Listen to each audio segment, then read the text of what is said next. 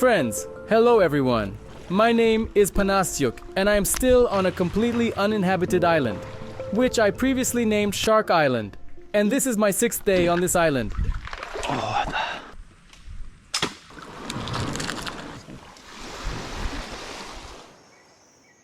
Friends, good morning. Calling it sleep is just not accurate. But it is what it is. I hope the turtle has done all its business. In general, the sun is already rising above the horizon. So it's time to try my luck today with a spinning rod in hand and catch myself some prey. Let's go.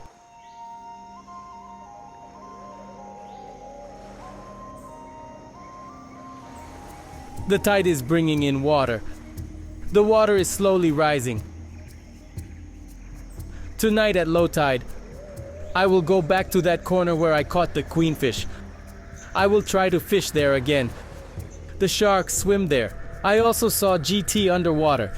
It's a good spot. And I also want to hunt with a slingshot. Maybe I'll manage to catch something with the slingshot.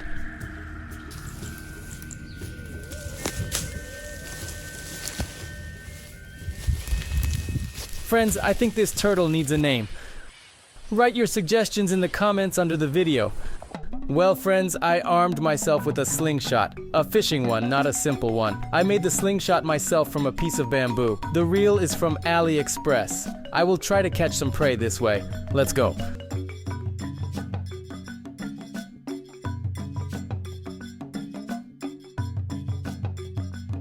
I put on slippers this time because I chafed my foot badly with coral shoes.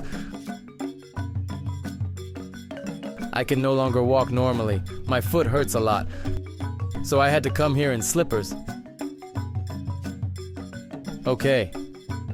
Wow, it's so beautiful here. Look at that. I want to get close to this cliff.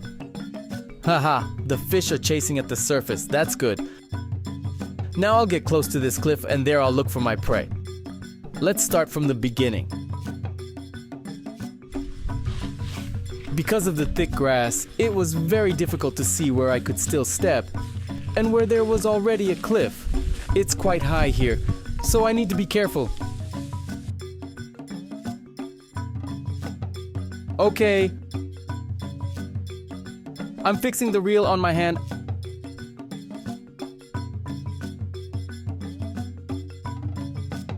I'll take a glove, because my hands are also already cut.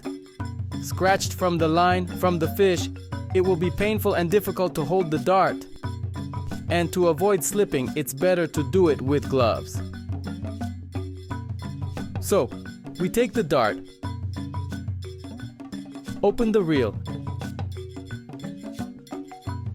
make sure the line is coming off smoothly, load the dart, aim at our prey, and shoot.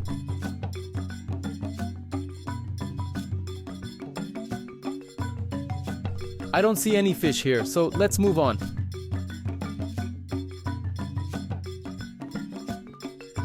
I see fish.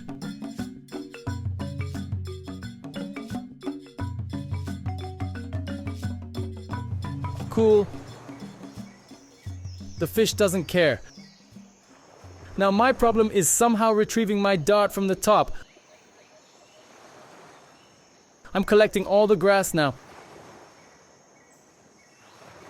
Almost got it.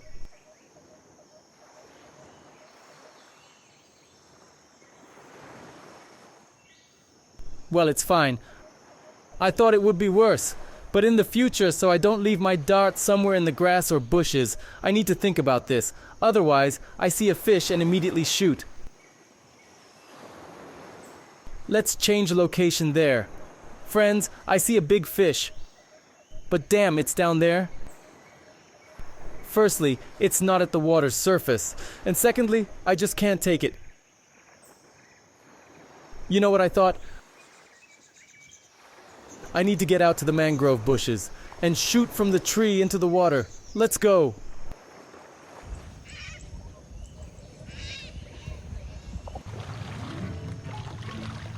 I went down and moved along the mangrove bushes when I suddenly saw a small shark.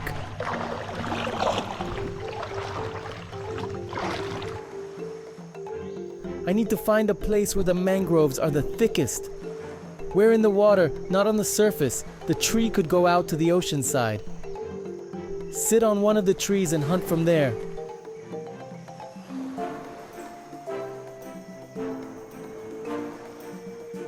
Look! A ready-made fishing gear was thrown ashore.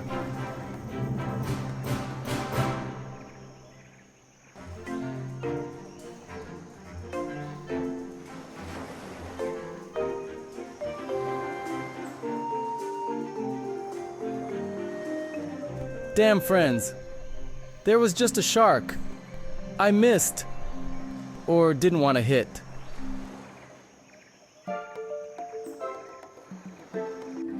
So I think it's time to dive into the mangroves and look for my prey here. Yes, I think we'll move along these routes towards the ocean.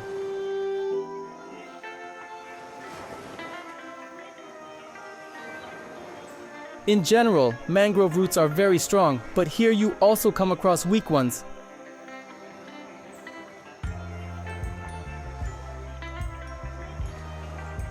These are the kinds of places we need to find, but preferably a little deeper. Mangrove bushes are a separate ecosystem, in whose roots live more than 1,000 different species of inhabitants. These dense labyrinths serve as a shelter for smaller and defenseless creatures.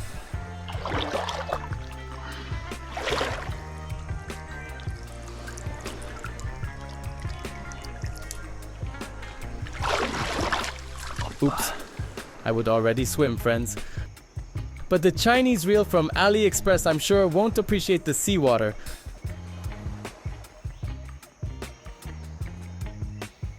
What a bummer, I could have tripped. And the thunder rumble's awesome. Right on time for everything. Oops, there it is. Wow. These are the places.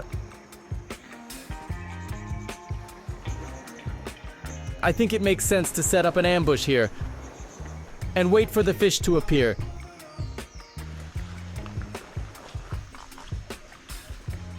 In this area, or from that tree. From that tree, the water is clearer, fewer roots. It will be easier to retrieve, because it's overgrown here. If I hit the fish, I won't be able to retrieve it. Well, I could dive and retrieve it, but here it's better. Let's go to the other side. Right. Where is the route crossing here? How did I get here anyway? I climbed this thing here. Did I climb this thing just now? Yes? It's like climbing rocks, you know? Climbing up is one thing, but coming down is much harder. I'm stuck in a very strange position, friends. And 1, and 2, 3.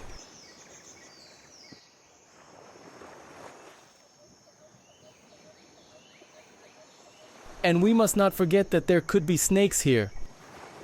In all these nests, that's all I need. Right. Wow, there's a whole base here.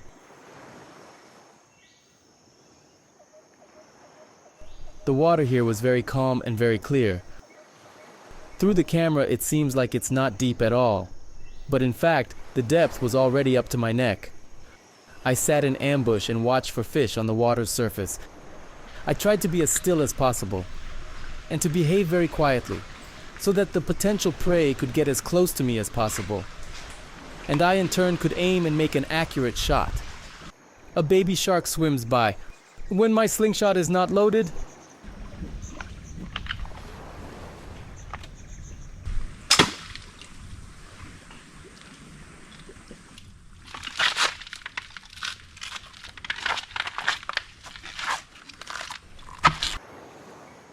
the reel didn't open. Or rather, I didn't open the reel and the dart broke off. It's very frustrating. So I tied a new dart, and I'm ready to hunt. looking out for potential prey. Another small shark swam by while I was retying, and another fish they call mola here. It's something like our mullet. Maybe it is a mullet, just in a foreign language. Anyway, we're waiting.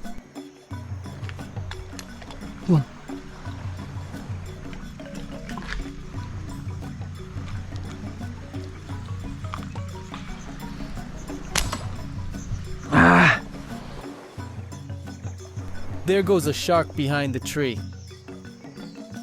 There goes a shark behind the tree. The rain started again. Yes, that's how survival is in the rainy season. But I also immediately realized that at this moment my fresh water source in the camp is replenishing. Every time it rains, I know that today I'll be able to collect enough fresh water.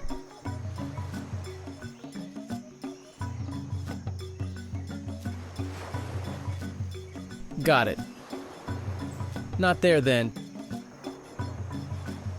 Damn, it's raining. I can't see what's underwater. The water became opaque because of the raindrops. Almost, well, something like that. I made it. I'll go up on the rock where I saw the squid. I want to set an ambush there again, because there's nothing in the mangroves so far.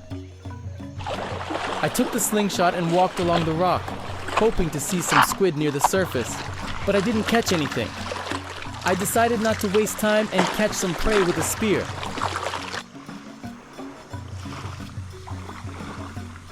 While I was hunting with the slingshot, I managed to collect about a liter of fresh water. I took out a filter from my backpack and drank some rainwater with it. Friends, survival on a deserted island is my favorite genre, and if our tastes match, please support this video with a like. For you, it's literally a couple of seconds, and for me, it's the best indicator that you also like survival on a deserted island and that I should make more content like this more often. So let's try to get 16,000 likes on this video. I'm sure it will be very easy for you. Before it gets dark, I decided to make a fire. And while I'm hunting with a spear, my fire will be burning. To make a fire, I will use a dried mushroom, and also a stone and a steel plate. Using a knife, I separate a small fragment of the tinder fungus, and with the help of the stone and plate, I strike a spark.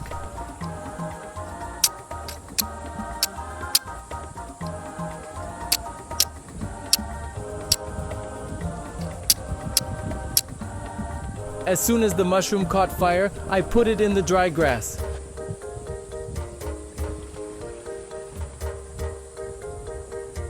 The wind will do its job, and the dry grass will catch fire. As you can see, even with such a primitive method, it's quite easy to make a fire. The main thing is to know how to do it right.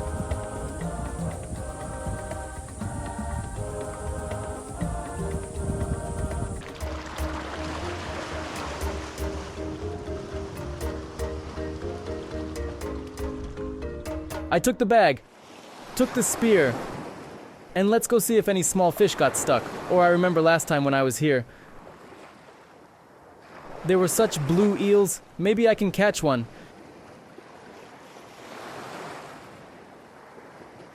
In general, I will take everything edible. A small fish swims at the top, I see. A bat flew to me. Friends, at first I thought the fish was jumping out of the water, but I see that a bat is interested in me. It flew to the light. I came to the left side because I remember there are crabs here, bigger ones. Maybe I can catch a few and cook them too.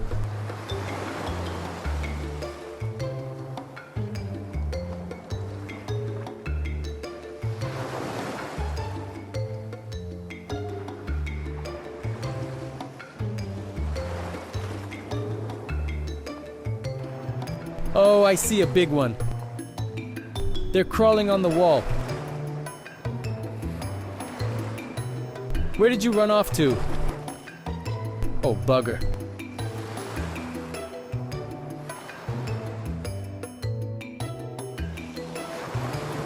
Good one, good one. This one's already bigger.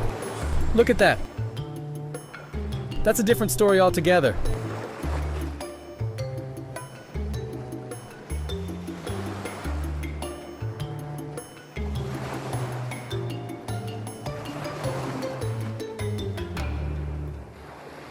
I see another one. Sitting on the rock. Big. Here's one. And there's a bigger one. I'll take this one.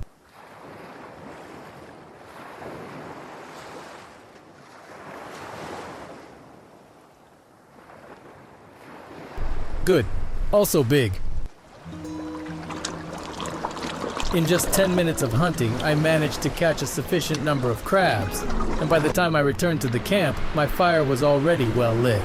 I can cook my prey.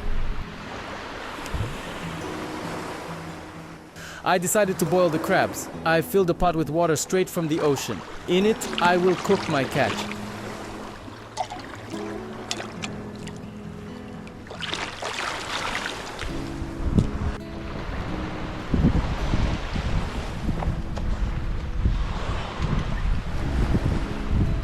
At first, these crabs seemed very small to me, but in reality it's quite enough.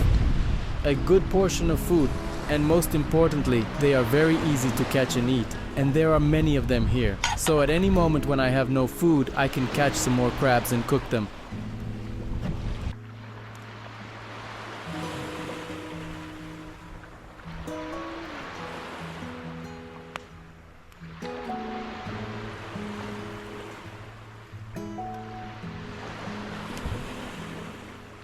I put the pot on the fire, let the water boil, and I will use this shell from the giant clam tridacna as a plate.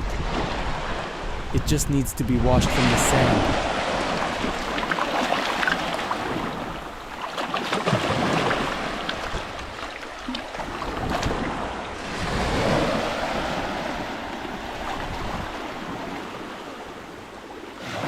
My crabs are almost ready. They don't need to be cooked for long. 10 minutes will be enough.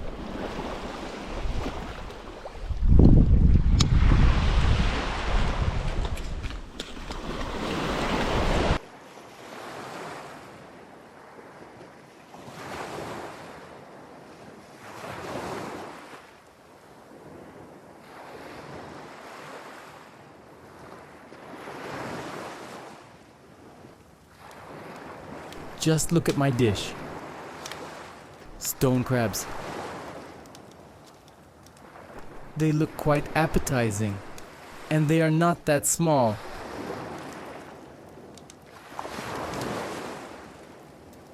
Come here, the first one is ready.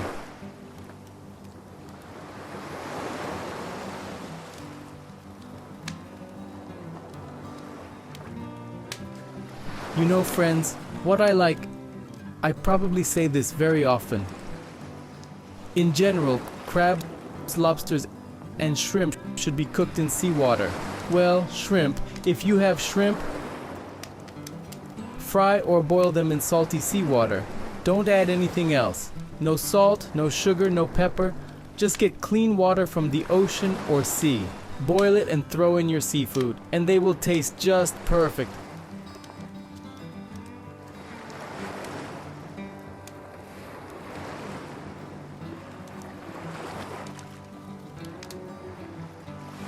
Delicious meat. Sweet, good.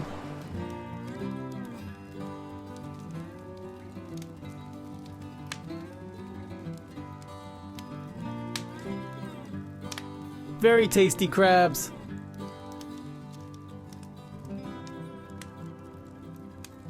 And they have wide legs. Here. There's a kind of crab stick inside. If you cut it properly or bite it,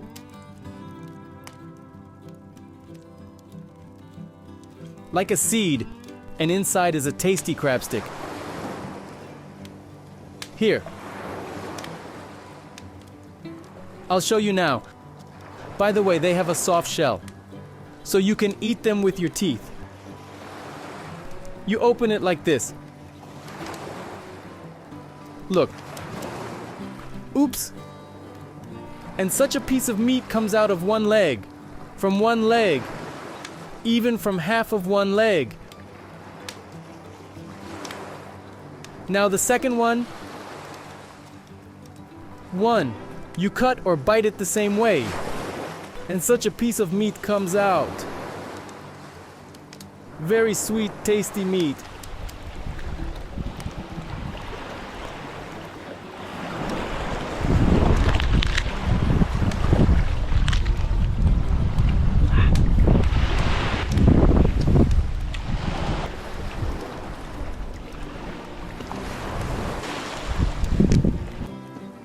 There's the most meat here. Listen, friends, in the worst case scenario, when the fish are not biting, for example, yes, it's very easy to catch such crabs. There are many of them here. On the rocks in the evening with a spear, you can calmly gather them, boil them, and you have such a delicacy, very tasty, quite easy to catch. So in any case, you won't die of hunger. How delicious it is. Look at this tasty piece.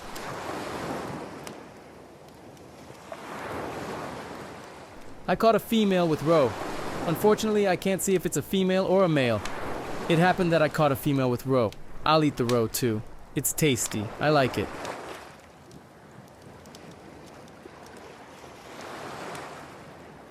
A lot of meat. I'm honestly surprised. I usually call these crabs spiders, and I rarely catch them. Usually such crabs have no meat at all, but these are quite good.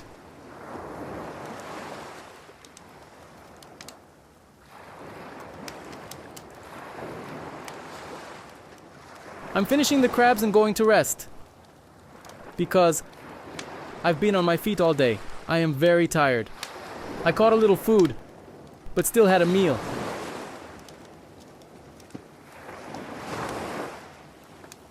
Tomorrow getting up at 5 o'clock and going fishing. Let's try to catch GT with a spinning rod. Mission number 2. Let's go rest. Well, it was another productive day. I liked it. I liked it. Goodbye, everyone. Friends, hello everyone. And this is the 7th day of my survival on a completely uninhabited island.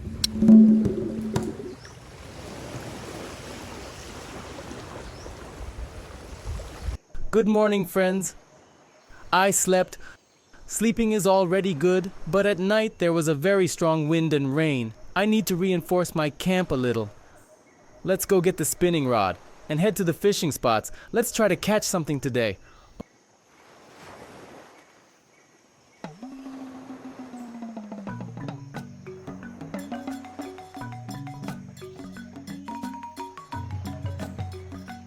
Oh, what beauty. This thing gave me a hard time at night today. But surprisingly, I slept. So, the sun... I already see it. Look there, it appears over the cloud. So the sun is somewhere behind the mountains. That means I'm already late. I need to grab the spinning rod and run around the rock to the coral reef and the cliff. Where the depth is, try to catch something.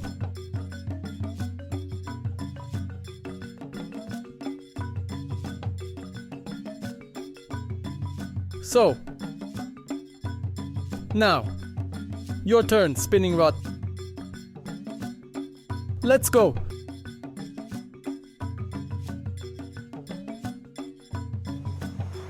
So yes, fighting spirit, it's raining again. But damn, I have no choice. I wanted to wait it out, but I understand that I can wait all day like this. Look there, over the mountains. Look at those strong clouds. Big clouds, rainy. But it's the rainy season here. So I have no options to wait out the weather. I'll just lose time. So despite the rain, I took my gear. And I'm heading to the place where I want to catch some fish. So I see fish splashing. Already, by the way. But it's something small. Maybe a predator chasing small fish. So, well, the main thing is that the water level drops enough so I can get around this corner. Let's go take a look. So I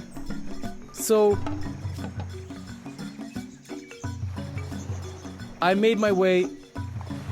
I'm going to the corner over there.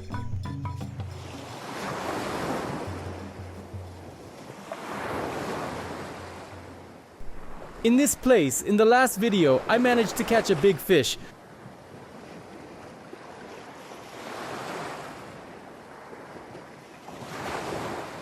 This kind of bait and this kind of catch in the form of a queen fish.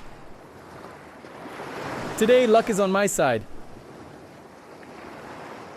Last time, luck was on my side. But will it smile at me today? We'll find out now.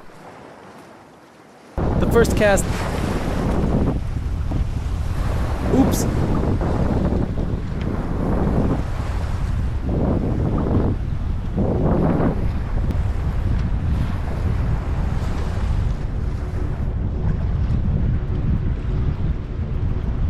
Damn, friends, look there. What a downpour is coming. You can't even see the sky. It's something scary. I can't see the neighboring island. Look, and it's all coming this way.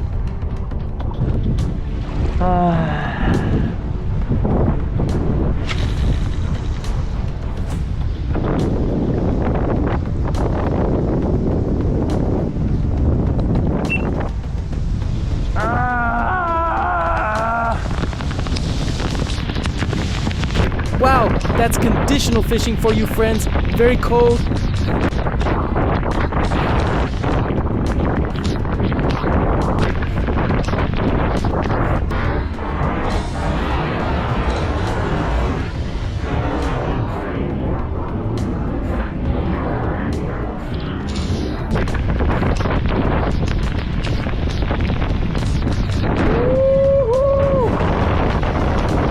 High stakes and very cold.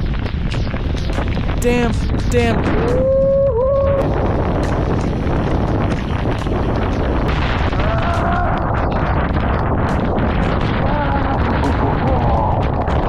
I need to go back, friends.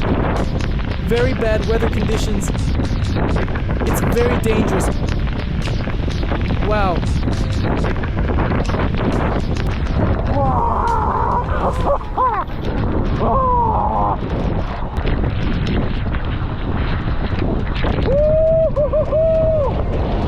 Unbelievable.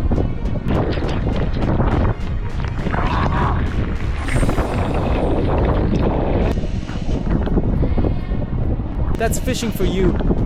That's Shark Island.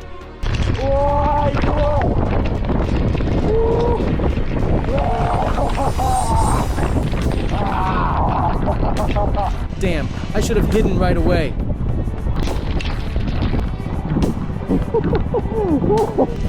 What an adventure. Wow.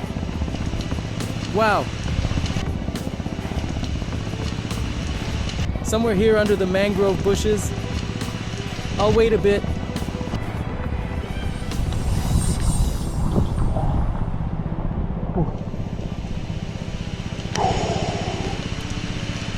It hit hard. Wow.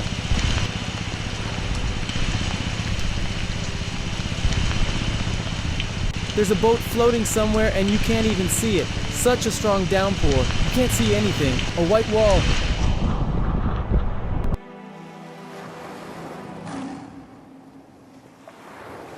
So friends, I'm going back to camp because I see another storm is coming. I'm not afraid of the rain, even though it's very cold, and I'm already quite frozen. But it's more about the lightning. I'm standing in the middle of the ocean, in an open area. There are no tall trees or anything else that could attract lightning, except for my spinning rod. That's why all rods have this small sign, that the rod attracts lightning. And I don't feel like tempting fate. That's why the neighboring island is almost invisible, covered by rain. I know that it always blows and will cover me once again. By the way, look. Okay, I wanted to say that my jacket almost dried. But it's not true, or it seemed to me that I felt warmer, still very beautiful. Look how And I caught myself thinking that when there's no camera, no friends around, I start talking to myself. It's kind of scary already. So it's better I communicate with you through the camera and share these emotions because it's very cool here. Despite the weather. Okay, so the water level is already rising. I don't want to go around the corner. Had to use this shortcut. Let's go chase the snakes.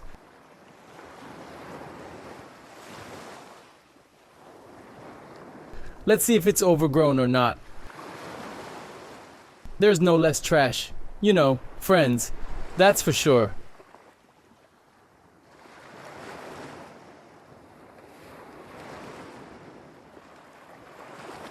So, somewhere there or there.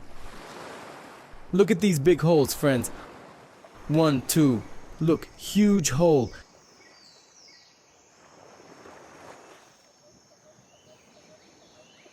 It looks like crab holes.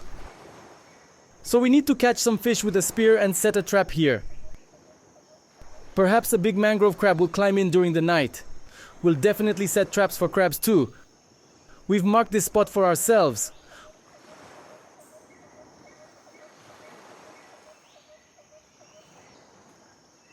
We'll need to make some primitive protection for our legs from snakes. Because wandering around in the bushes like this is not good at all. Especially in such an area. Alright. Dang.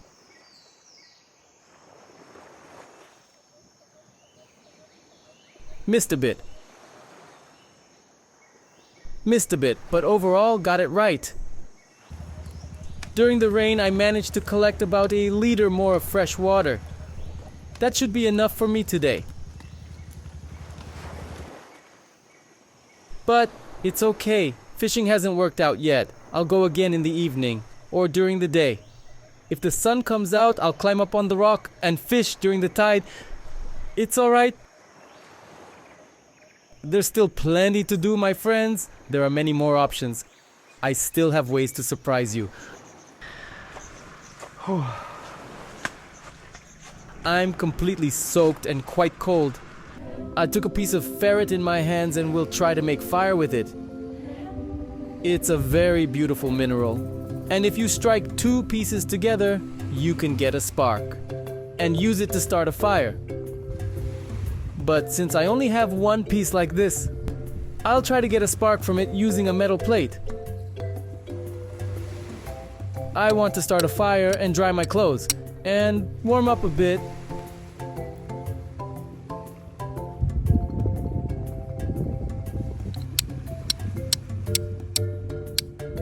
But my tinder got wet during the rain, and I still couldn't get the fire going. I'll have to wait a bit until it dries out. Friends, in the comments under the video, many people wrote that some ranger or ranger has come to my island. Please explain what's the deal, because I don't understand what you're writing to me about. And not far from my camp in the grass, I noticed a giant turtle, which you named Natasha in the comments. Most people wrote this name, so let it be Natasha. Anyway, Natasha the turtle was looking for a place in the grass to lay her eggs. I tried not to disturb her and kept busy with my own tasks. The second trap remained as it was, while this one is clearly damaged, quite badly.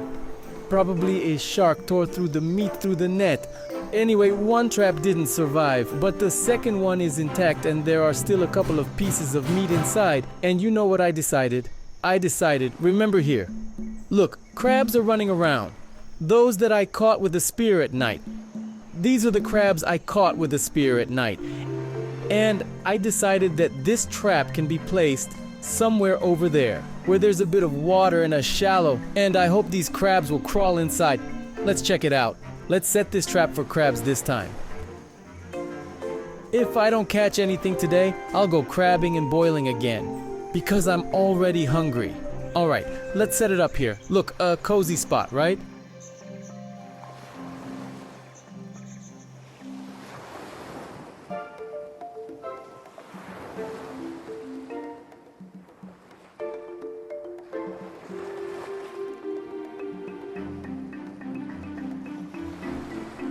Let's see, will they climb in here or not?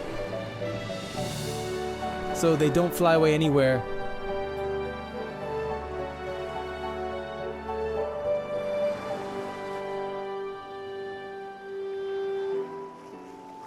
Alright, the trap is set.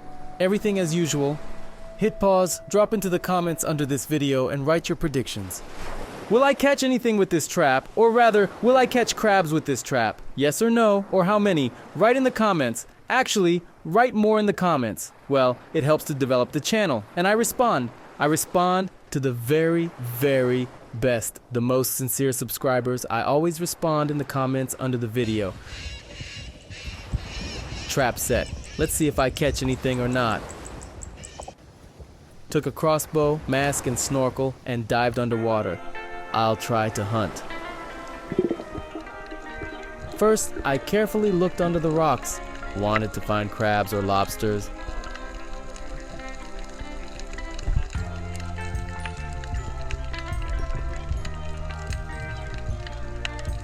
Look, there's a big coral.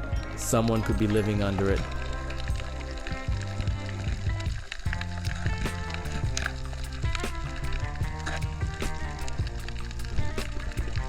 The water was clear and warm today, but there weren't many fish underwater.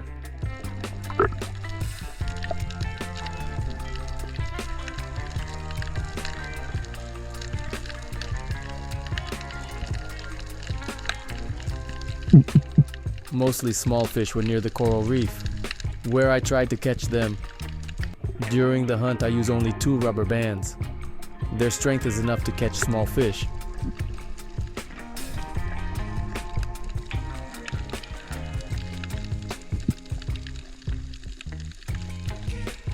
Okay, I see a good fish. I aim and shoot. Swimming further, I swam back to the cliffs and big rocks, to the place where on the first day of survival on this island I met Big JT. Also on the way back, I swam into the mangrove bushes. Sometimes there are stingrays here, and small fish hide in the roots of the mangrove bushes. Also schools of mola fish swim by. I need to check carefully here too.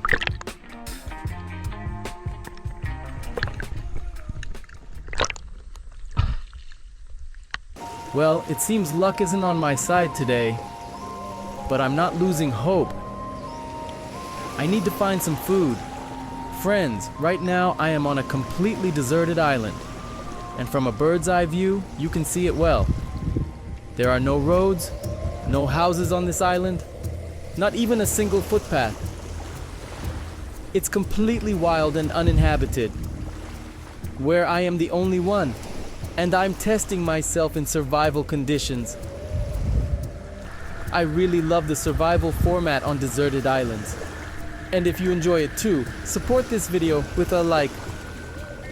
For you, it's just one click. But for me, it's the most important indicator that such content should be more frequent on my channel. I was very tired and really hungry. In my mind, I recalled the delicious queen fish cooked over the fire. That fish was very juicy and tasty, and most importantly, it was big. Right now I really wish I had at least one piece of that fish, but so far I haven't managed to catch anything.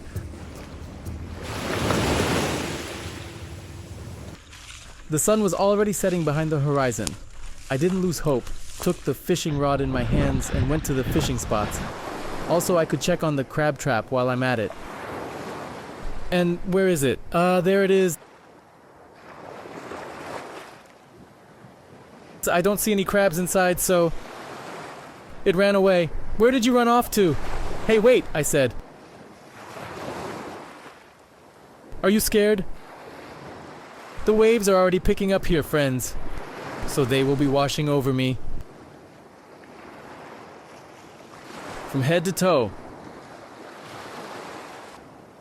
I'll also take the trap, because when the water level rises, big waves will hit here. I don't think anything good will be left of this trap. So it's better to take it. And some bird is calling over there. And at night, Natasha the turtle crawled back to my camp again.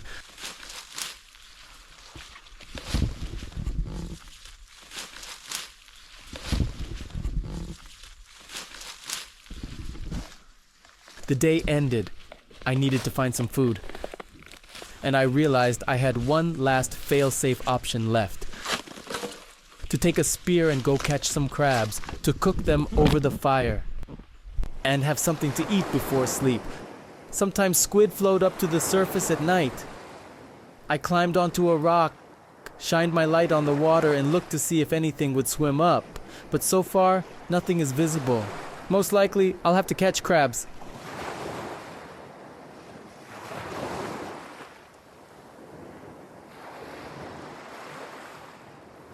A lot of small fish around. You can catch them in a pot just like that. They float up to the surface in the light and cook some kind of broth.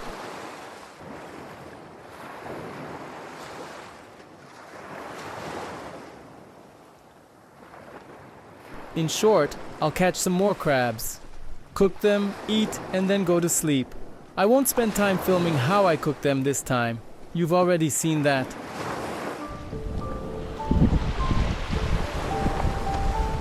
I collected water from the ocean and boiled it, and cooked the crabs in it. I ate well and laid down in the hammock to rest. Thank you so much for watching, friends. If you enjoyed this video, only then give it a thumbs up. And be sure to subscribe to my channel so you don't miss new videos. Share this video with your friends, and once this series reaches 20,000 likes, I'll publish the next part. Goodbye, everyone. Friends, hello everyone. And this is my 8th day on the uninhabited island.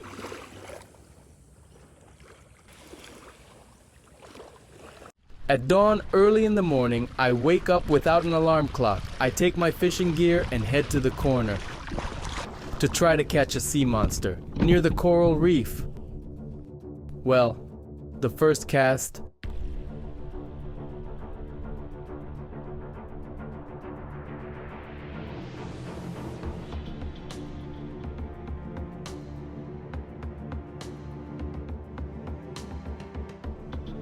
the first signs of bites. The fish just nibbled nearby but missed the bait. I was lucky that early in the morning the low tide phase coincided with dawn.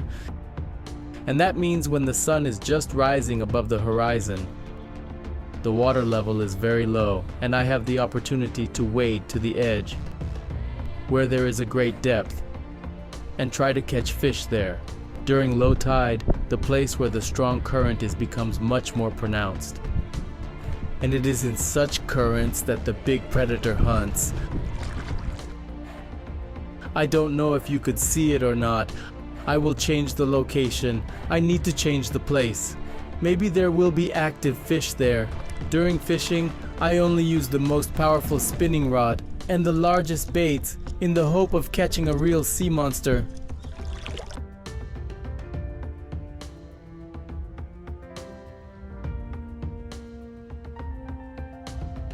Another turtle swam up, but this one is small. The tail is sticking out and the head is underwater. So, go swim away, don't disturb my fishing. Also, several times a small sea turtle swam up to me. Perhaps it is a friend of the big turtle Natasha who roams my island. I don't know if you could see it or not. The turtle swam right to my feet, but it is small.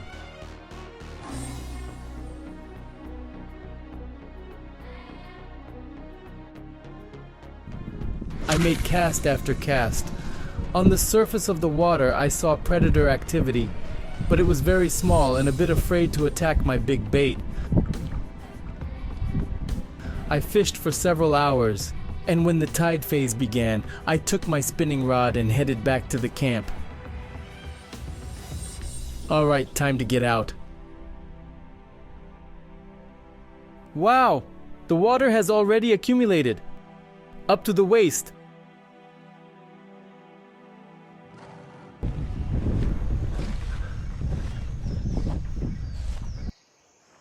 I want to climb the mountain, to the elevation, try to catch at least some signal.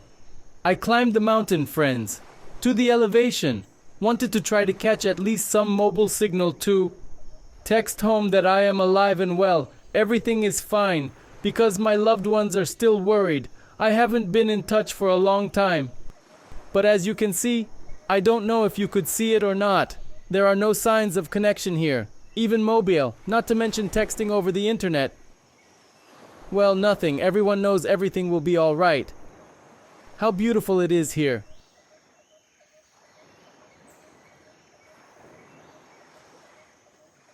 When the sun comes out, I will definitely fly the drone. I will show you the island, fly over the ocean.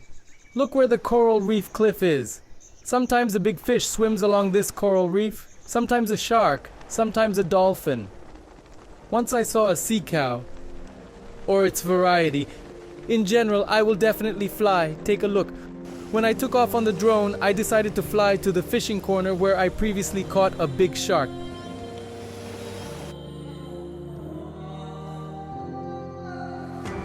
Wow. I was flying over the water and suddenly I saw a familiar silhouette.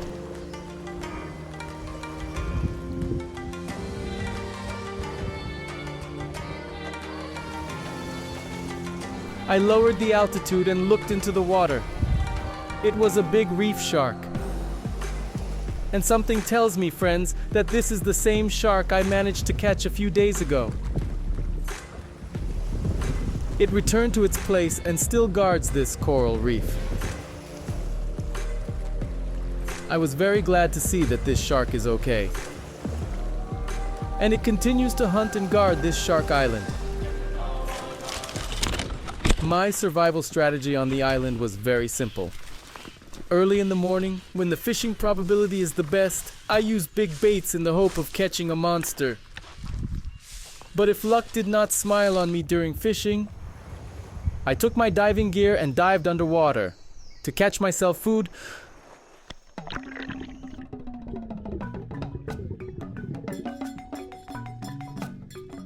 Today the water was a bit cooler, and I also noticed that the underwater current had intensified. On the one hand, this is good. There will be more fish. But on the other hand, you need to be careful and follow safety rules.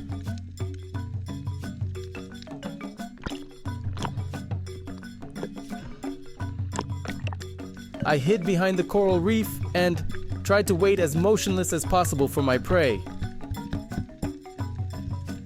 The fish stayed at the very bottom under the big stones and closer to the coral reef.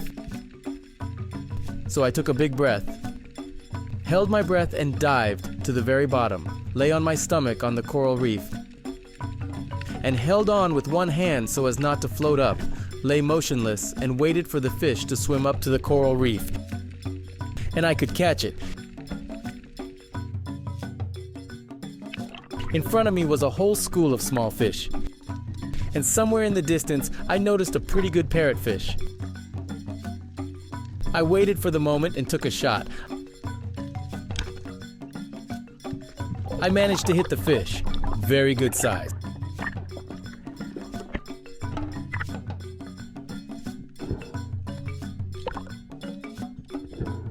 I was very happy that today I would not have to collect crabs. And I could cook juicy fish on the fire. And have a good meal. I took out a knife and immediately put the fish to sleep, so that it would attract less attention from sharks. Immediately I attached my catch to the rescue buoy, so the fish is further away from me. And in case the smell of fish attracts a shark and it wants to take my catch, the shark will not harm me in any way. I always keep my catch at a safe distance, far from myself. After catching fish, I periodically looked around during the hunt. I already know well that an injured fish instantly attracts the attention of sharks. I understood that even if I did not see it, I was already under the watchful eye of a predator. When I swam to a new place, I saw a very strange mollusk underwater. On one side, it was a purely white, beautiful shell, but it was covered with some black coating on top. And when I touched it, this coating opened up. And inside was a very beautiful white pearl-colored shell. This is a living mollusk, so I will not take it with me.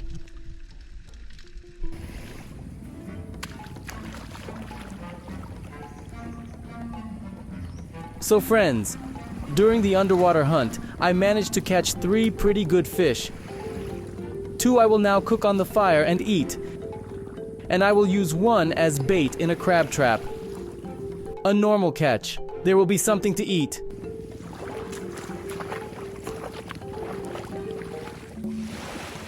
Such is the catch.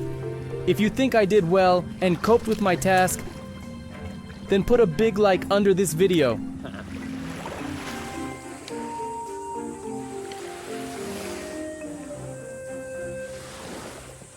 In order to cook my fish, I first need to get a fire. But during survival, this is a very difficult mission. I have neither flint nor matches nor a lighter. So, to get a fire, I will use a wooden stick. First, I will cut a small piece of dry coconut husk.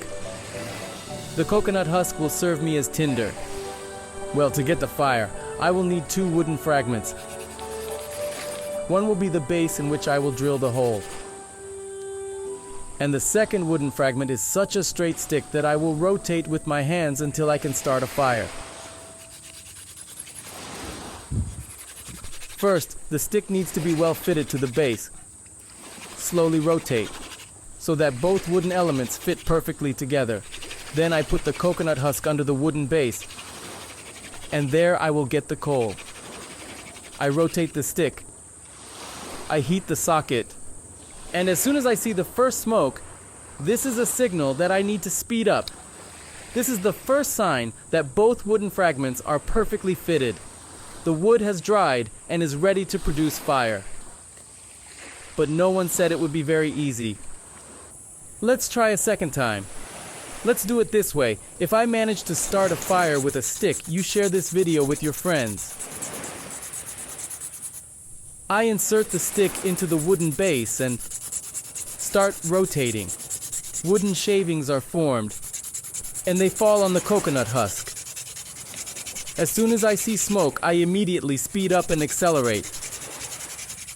On one side, oxygen comes in, and the wooden shavings from the friction begin to ignite. Now you need to give a small pause. The coal needs to breathe air.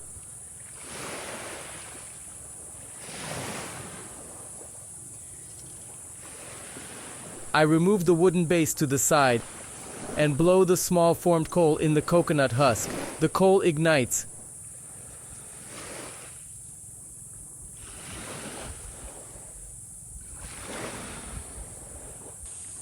And now I transfer it to dry grass and blow in different directions.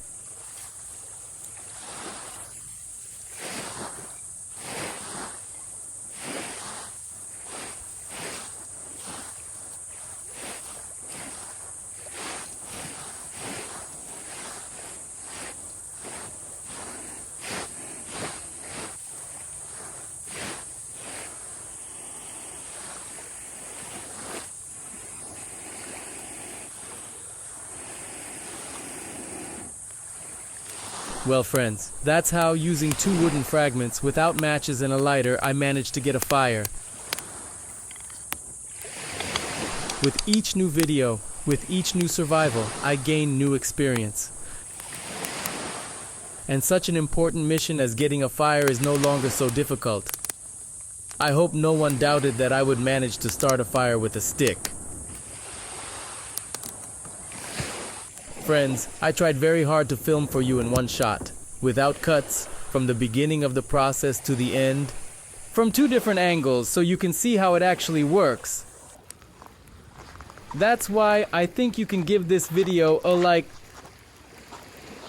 While the fire is getting going, I need to clean the fish. And now I'll show you a fish that you definitely haven't seen before. Look at its normal mouth. Hop. And it instantly becomes long. You can see that this is a coral fish. And with the help of such an extendable mouth, it collects its food from very hard to reach places. Just look at this. The mouth turns into an extendable tube. Who knows what this fish is called? Write to me in the comments under the video.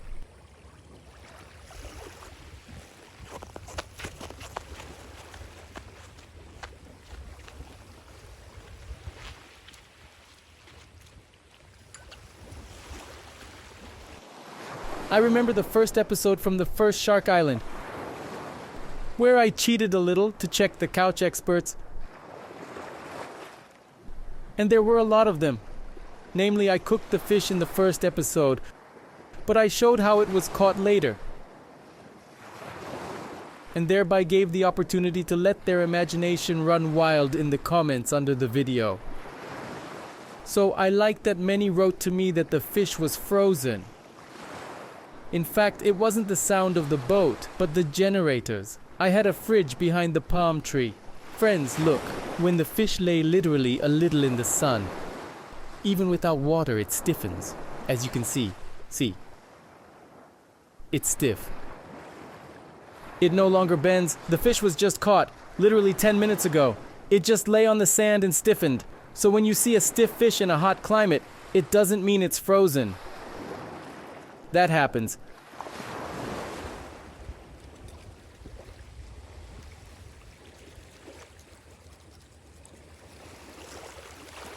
I took a knife and cleaned the fish. I'll leave the head and guts and use them as bait for crabs.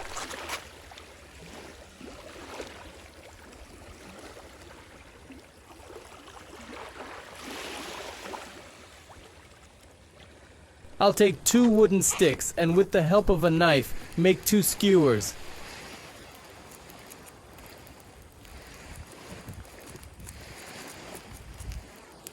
Done.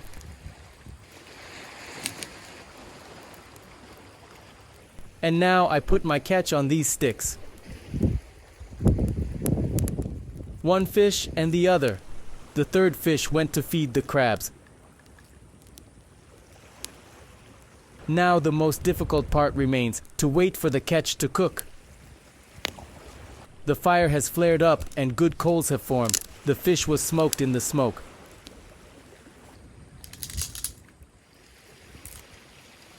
When I fry fish over an open fire, I don't clean the fish from the top. This will be an additional protective shell from the open flame. The fish scales will burn on the fire, but the meat inside will bake perfectly, and it will remain just as juicy. I like that on this uninhabited island, there is very varied terrain. There are mountains and open spaces. There is a tropical forest and mangrove thickets. There is a calm bay. On one side it is shallow and there is a very beautiful coral reef, and on the other side there are big waves, a strong current and great depth. The diversity of this island gives me the opportunity to use my ingenuity and imagination, and to demonstrate my skills and also gain new experience.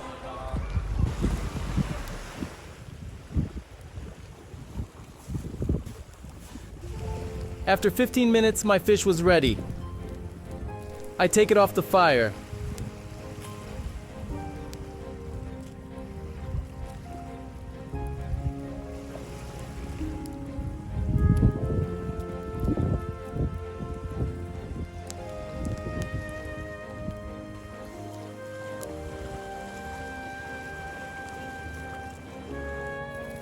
Look, here's what I was talking about.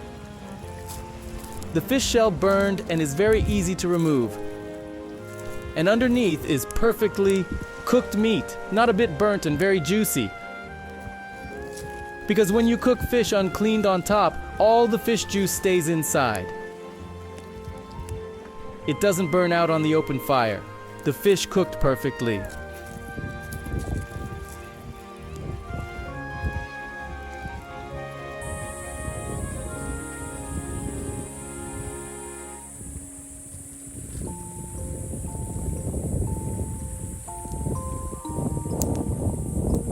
The fish cooked perfectly. The meat was very juicy and even a little salty.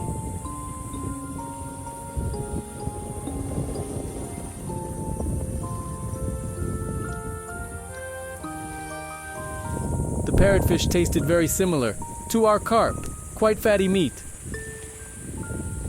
And the second fish, with the extendable mouth, tasted more like our perch, leaner meat.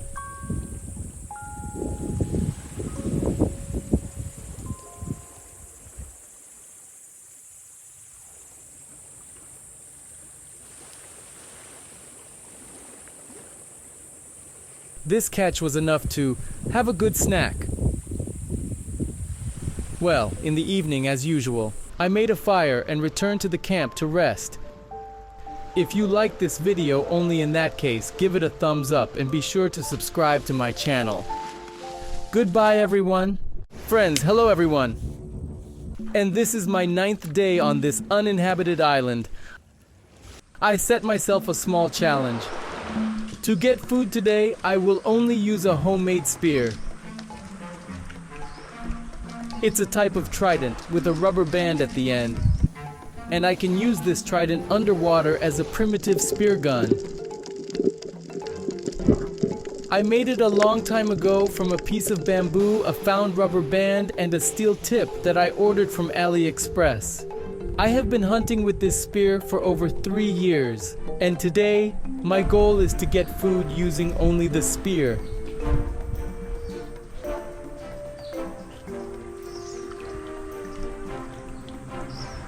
So, I decided to start my hunt in the mangrove labyrinths. I will use the spear as a trident, specifically hunting from the surface, for fish swimming near the surface of the water. That's why I climbed into these mangrove bushes, climbed higher and looked for my prey. There are a lot of small fish here in the mangrove bushes, hiding from toothy predators, and entire schools of mullet fish swim here in the roots. This is the mullet I am waiting for.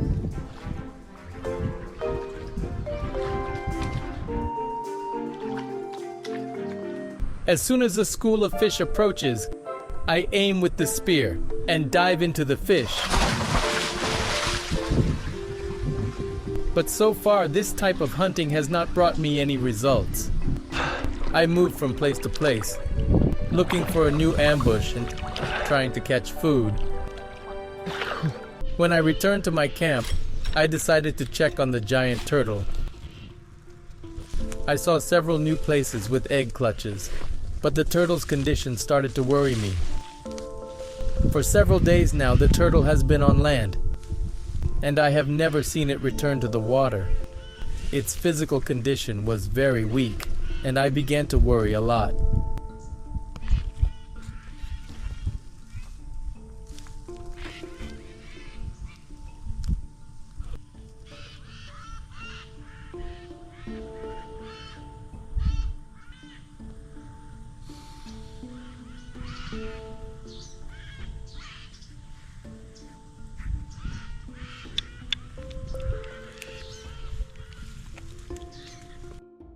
Friends, I don't even know what to do. I know that usually turtles come ashore. Wait for the low tide. And then during high tide they return to swim. But this turtle came out at night. I think it laid eggs here. I see dug holes here. The sun is already rising over the horizon and starting to heat up. For some reason, it is not returning. I don't know if it needs help. Usually nature is not interfered with.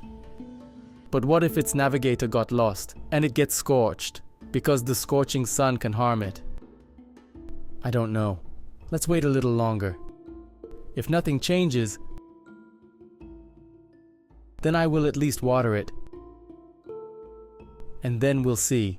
If anything, I will drag it to the ocean.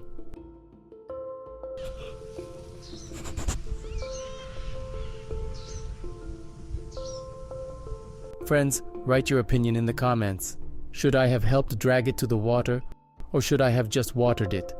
or just leave it under the scorching sun. Let it be as it will be. I don't know what to do yet. I will wait a little, and then it will be clear. I found a bottle, filled it with some water, poured it on the turtle to cool it down. Because it is lying in the grass under the scorching sun, well, it seems to be heading slowly towards the ocean. I really hope its compass is not off.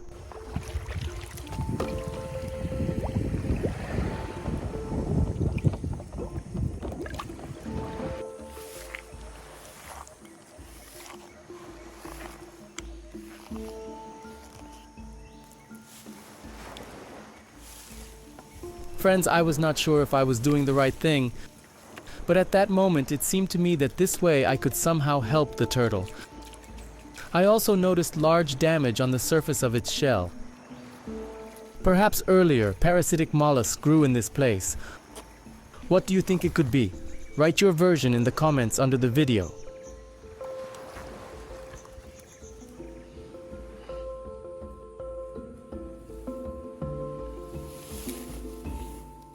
Well, my challenge to catch food with a spear continues. I smoothly moved from the mangrove bushes to the ocean, took a mask and snorkel and dived with the spear underwater to try to catch food there.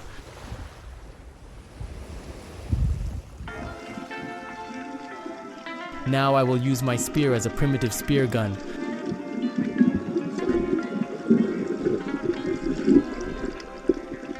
To shoot the spear, I need to stretch the rubber band and hold it by the bamboo base. And when I see potential prey, I just let go of my hand, and the rubber band shoots my spear at the fish.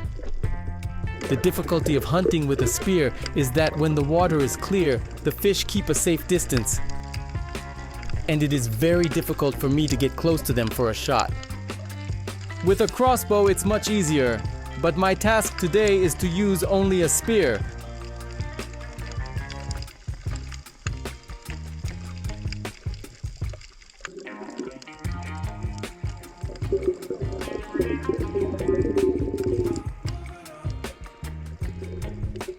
At first, I tried to catch my prey in the coral reef, where small fish hide. Then I moved to the mangrove bushes. In their roots, whole labyrinths have formed, where fish also hide.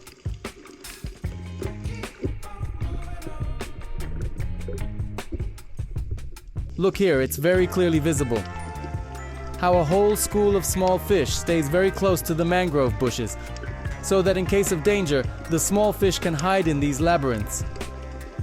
But the main predator crept up here, and that's me. With the help of sand, I tried to make a small cloud to hide my eyes in it. It is the eyes that scare the fish, because large eyes are a sign of a predator. And as soon as the fish sees my eyes, it immediately swims away. Therefore, with the sand cloud, I tried to attract the fish's attention and, at the same time, hide my eyes. But this trick also didn't bring any results.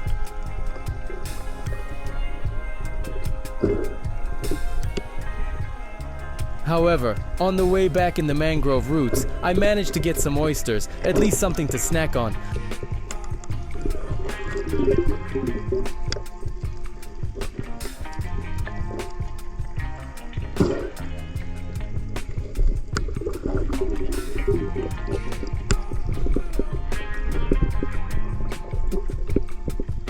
I'm quite cold, so I'll get ashore and make a fire.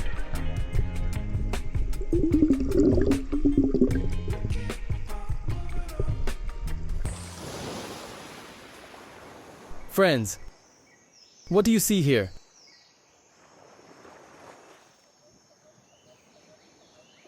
And I see fire. Well, let's bet that with the help of a spear, I will now make fire. If I succeed, give a thumbs up and share this video with your friends. Deal? To make fire with a spear, I need to prepare something dry. Something that will catch fire very easily and quickly. In my case, it's either dry grass or dry coconut husk. I will use palm bark as tinder, or rather, this kind of fluff, which is found under the leaves of a dry palm. Now I need to find a suitable smooth stone.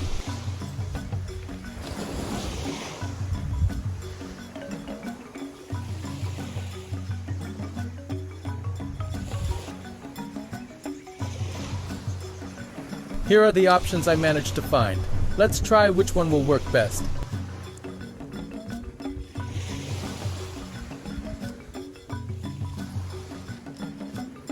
To understand which stone I can make fire from, I will make a few small strikes against my bamboo spear and simply smell it. If the smell is similar to the smell of pyrotechnics, it means that this stone in combination with bamboo creates a spark, which should be enough to light the tinder.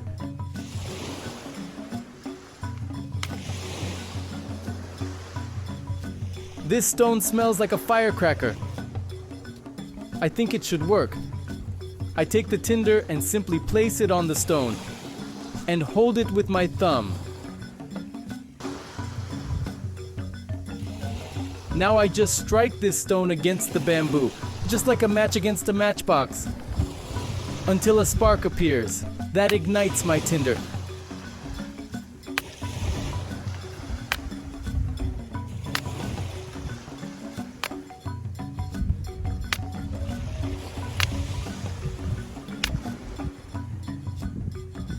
Look, I managed to strike a spark and it lit my tinder.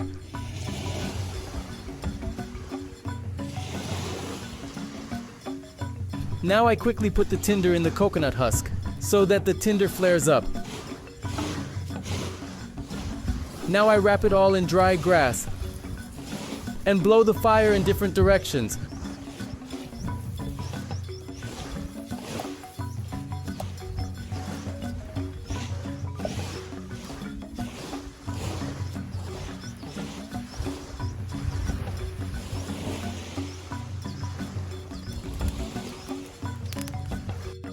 With the help of a spear and a small stone, I made fire.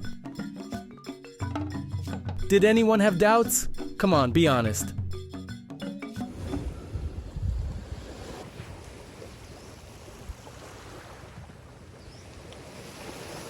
I would like to share a bit about my mental and physical state over this entire period of my survival on the island. First of all, I noticed that I started talking to myself out loud more often. I also talked to birds and other small inhabitants of the island. Some fish parasite, isn't it? With each passing day on this island, new and new abrasions appeared on my body. Scratches and bites. From the salty water and sweat, all this itched, burned, and hurt. Also, despite the rainy season, most of the day I am under the strong, scorching sun. And even despite the hat, it really bakes my head. With each passing day, I noticeably lost weight, as well as optimism and energy. But I tried not to get discouraged, to use my imagination, ingenuity, and film something interesting for you.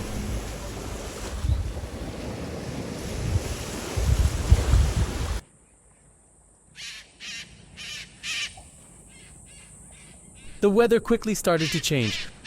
The sky was covered with rain clouds, and a strong tropical rain began again.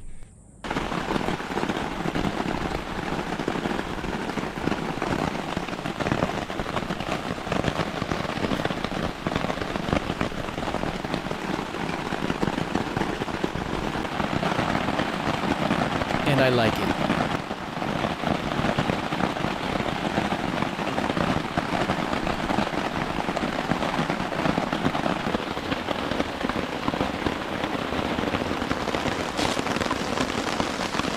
In half an hour, already half a liter of water was collected. The fresh water source is quickly replenished thanks to the rain. When the rain ended, I returned to the turtle to see how she's doing.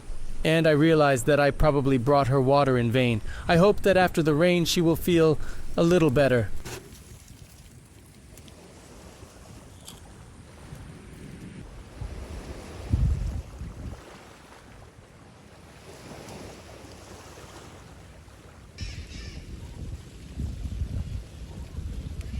The sun set beyond the horizon, and I'm still looking for food.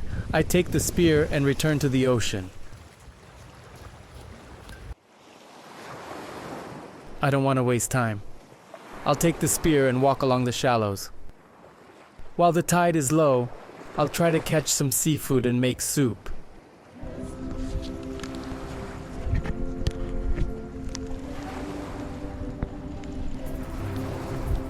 By the way, friends, due to your numerous requests, I will attach links to the items I used during my adventures in the video description. For example, I have already left the name and link where I bought my portable shower in the video description. I also left a link to the seller from whom I ordered new fish traps, which I can sincerely recommend.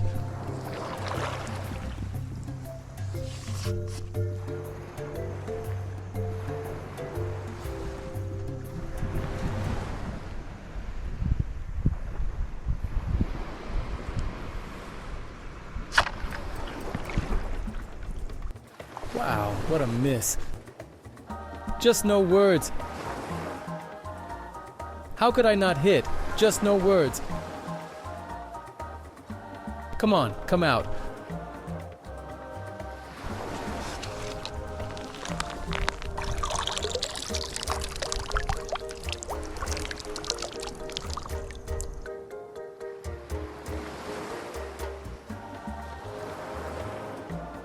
Show yourself and I'll let you go.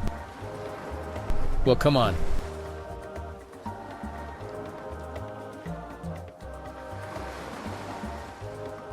Oh, wow. Friends, another fairly large fish. I must not miss this chance.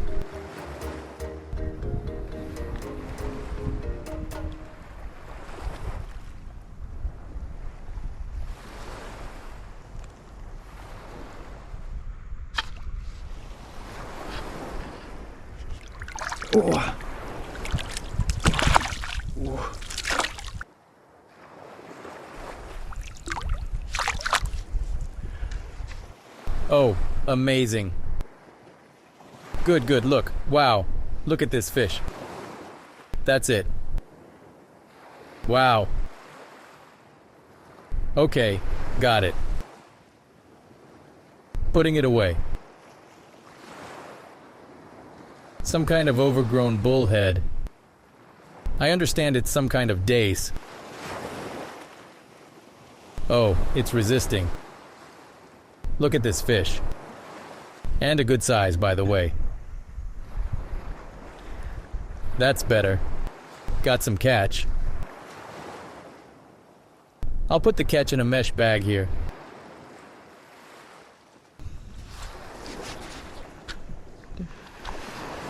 Some kind of prickly one.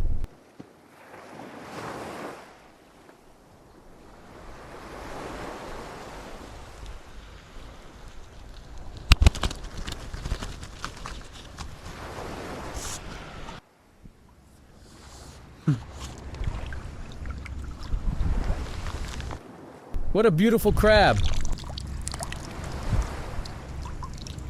Hey, don't bite.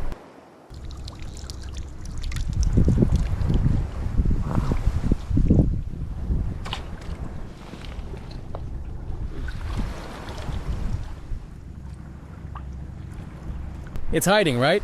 It seems like an empty shell. Could be taken as a souvenir, but no, there's a resident inside. Another fish.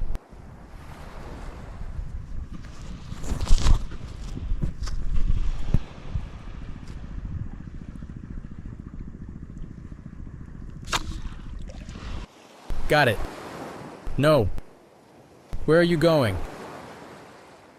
Stop, stop, stop.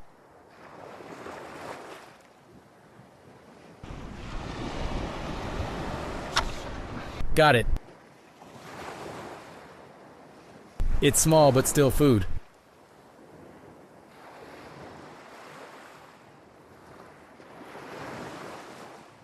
And in it goes.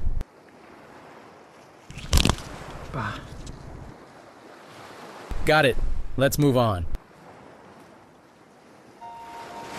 Caught a fish. Now I want to catch a couple of nice crabs in addition. Let's look on the rocks here. They usually run around here. Well, this one is small.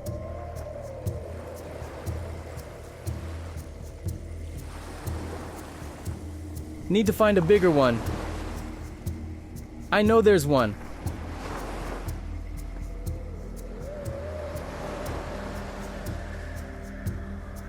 I have a small one here too. Let's walk around and see. Oh, I see. I see. Got it. This one is good.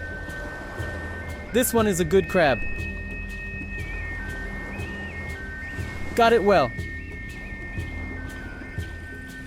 How to throw it there, darn.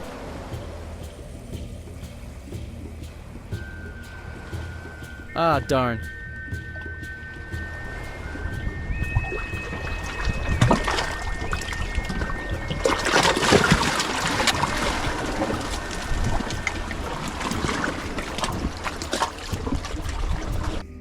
Another crab.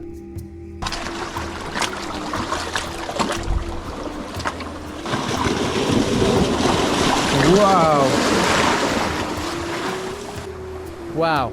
Well, this catch is enough. I'll make a fire and cook my catch.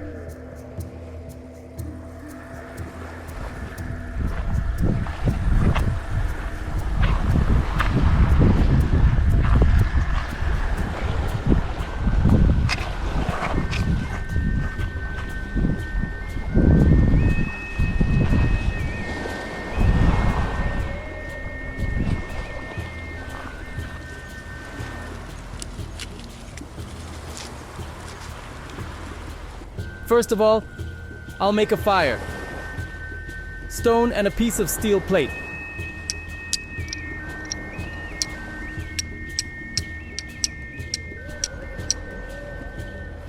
Now I'll take a piece of palm bark and place it on the stone. Strike a spark so that this bark catches fire.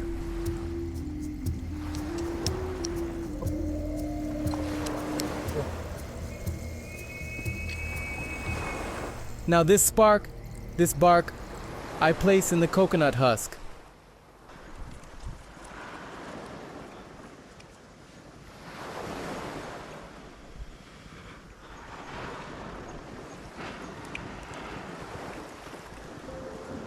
To say I was very tired is an understatement. The body was very exhausted. I had no energy at all and my head hurt badly. Either due to the sudden change in weather or from heat stroke. But I felt really bad, honestly. I had no strength at all. Not even to wash the crabs or properly clean the fish. I wanted to cook it all quickly, eat and return to the hammock. To lie down and finally rest. So now I'll fill the pot with water.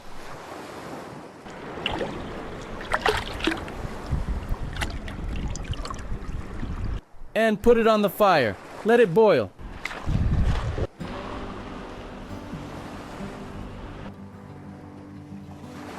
Friends, the pot has already boiled. I'll start adding. I don't know if you can see it or not. In goes the crab. This interesting fish. Wow, look at it, right? Amazing thing. Another crab. In it goes. Let it boil. Another one. In it goes. And this chupacabra too. It doesn't fit in the pot. Ah, darn. It all fits.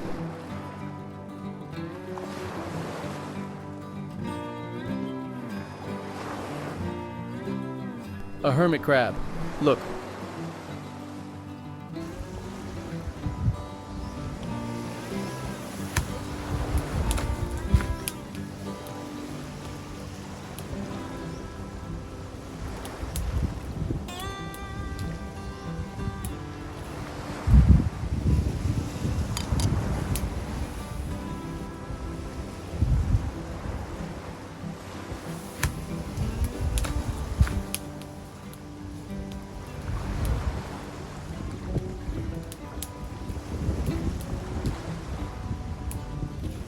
While my seafood is ready, I will lay it out on this plate.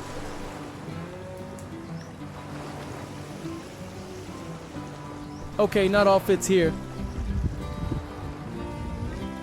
so I'll take out one crab.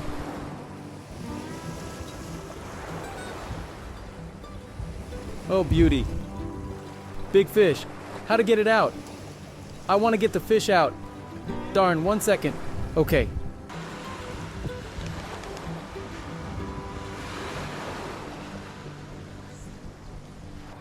Darn, it doesn't fit here. Oops. More crabs. Oops. Big fish caught. Darn, the light is dim.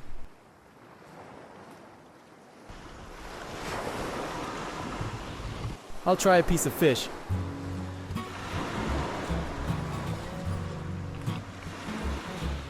Mmm. Tastes like hake or bullhead.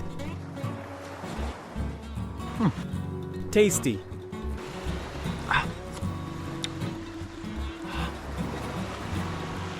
Delicious fish. And it has a crab aroma. Fish with a crab aroma.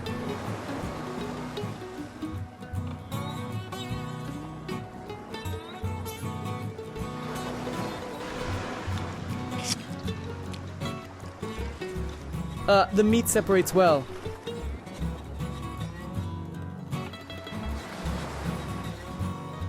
Either I'm hungry or I haven't had boiled fish for a long time, but it's tasty.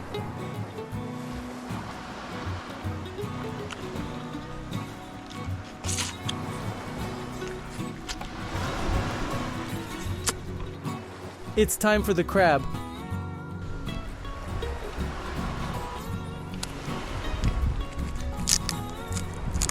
Luckily, they have very soft shells. It's really easy and safe to crack them apart without damaging your teeth, and from each leg you get such a crab stick. Take a leg. Open it from the side. There's such a treat inside. Darn, it's so easy to clean. Look, one move.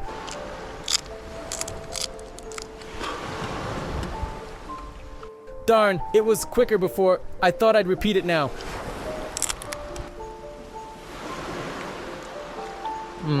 Well, friends, this was the 9th day of my survival on a deserted island. If you like this video, only in that case, give it a thumbs up and definitely subscribe to my channel. Goodbye, everyone. Good morning, friends. And today is the 10th day that I am alone on a completely uninhabited island. And I am testing myself in survival conditions.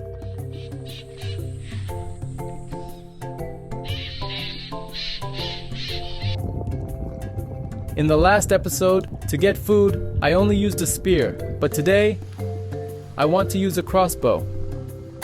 I put on a mask and snorkel, took the crossbow in my hands, and dived underwater. I lay down near a coral reef and tried to stay as still as possible. A whole school of coral fish swam out in front of me. I chose the largest one, aimed and fired.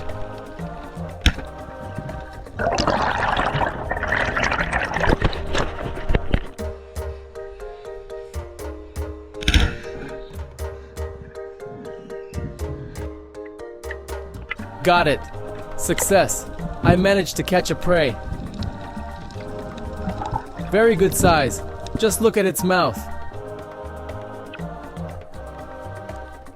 With a knife, I immediately put the caught fish to sleep, so it wouldn't attract sharks.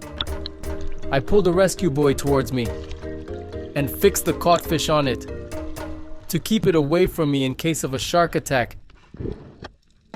Very scary teeth. This fish uses them to get its food. These teeth crack open small mollusks and crustaceans.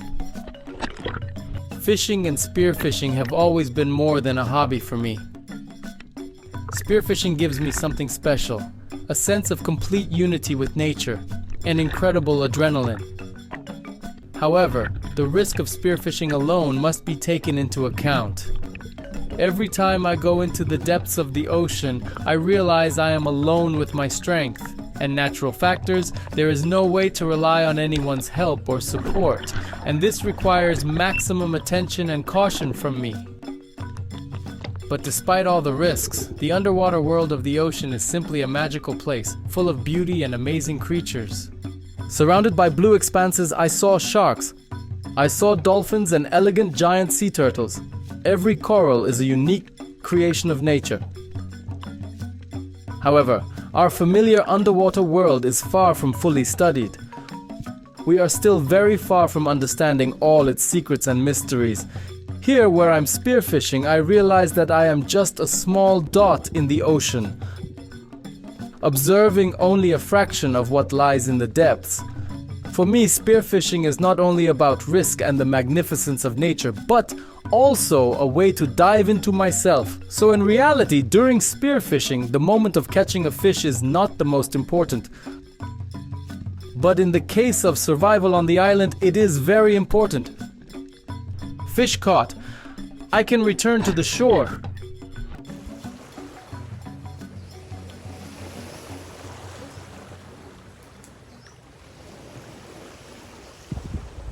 Did you know that some species of sea turtles can travel great distances using the Earth's magnetic fields for navigation? This incredible ability allows them to find their way back to native beaches to lay eggs.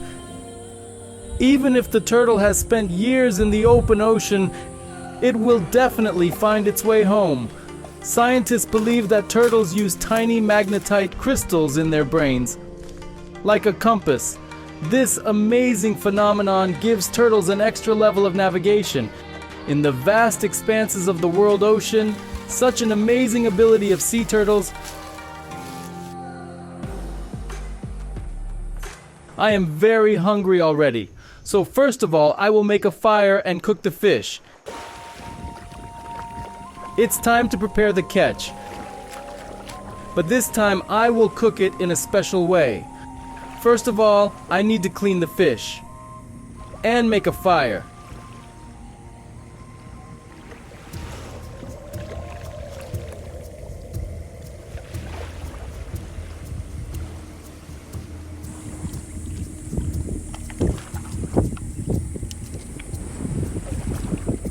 With a knife, I first cut off the head. I'll use it as bait for a crab trap. Then I gutted the fish and thoroughly cleaned it of scales.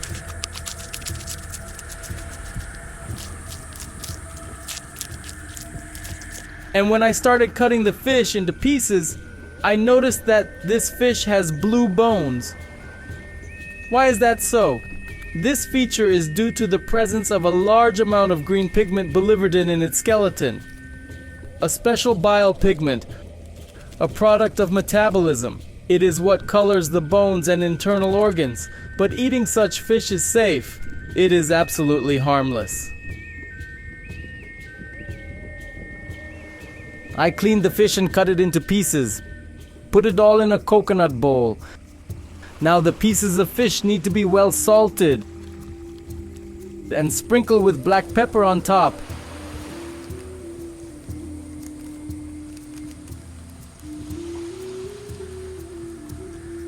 Well, now I generously sprinkle the fish with corn breadcrumbs on top to get a crispy crust, and the meat inside was juicy and tender. I mix everything well and add more corn breadcrumbs. Each piece of fish should be well coated with corn breadcrumbs. Well, now I need to make a fire. With stones, I will lay out a small grill, where it will be convenient to put my pot.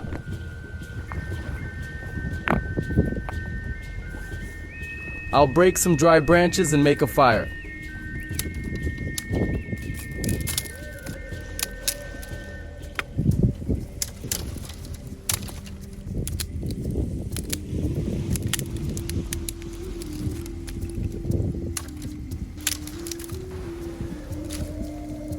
To make the fire, I used the primitive technique of rotating a stick. I showed you this technique in previous videos.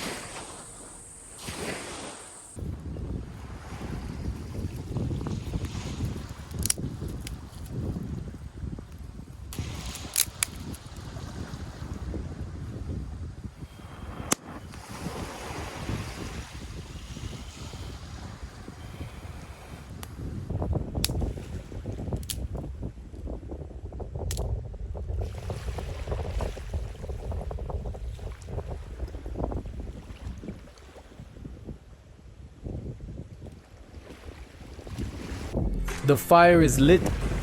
Now I put the pot on the grill and pour sunflower oil into it. Well, now we need the oil to boil. The process needs to be monitored and gradually add small branches. The fire should not be very big, but at the same time, we need to catch the moment. The oil should boil.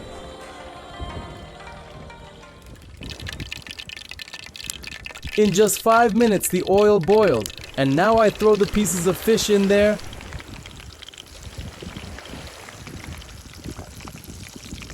Friends, I'll let you in on a little secret. This time, on the uninhabited island, I really wanted to cook crispy squid rings. Last time when I was surviving, on Shark Island I managed to catch squids. And this time I also thought I could catch them, cut into pieces and fry them in cornbread crumbs in oil. But I couldn't catch the squids. So I decided to use these ingredients to cook the fish.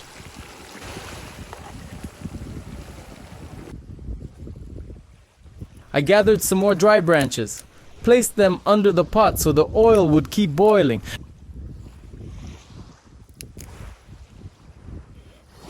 And while my fish is cooking, I'll go wash the dishes.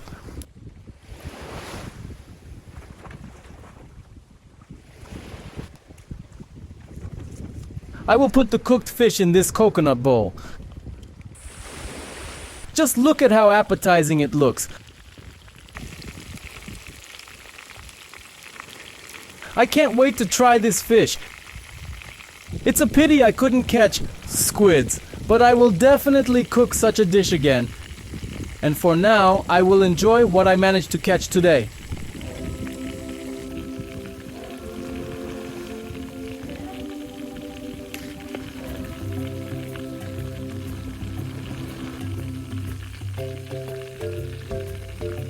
After another 7 minutes, the fish was ready. With a knife, I take the pieces out onto the plate.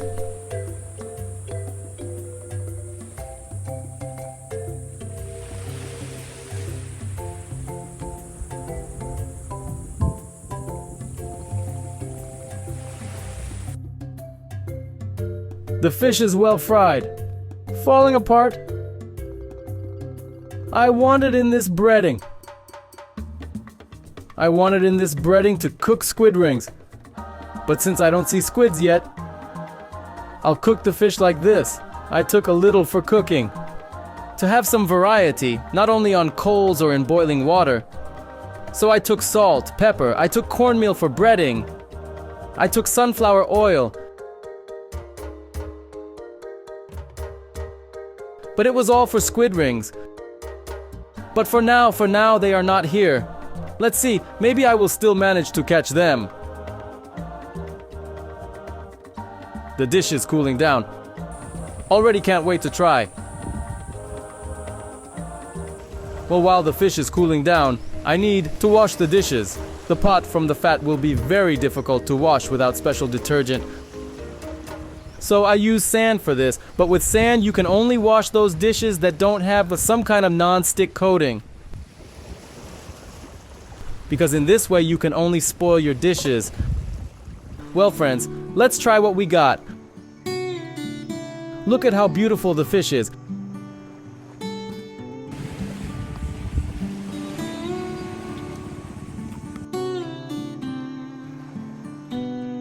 Of course, it's delicious. And the seasonings and salt.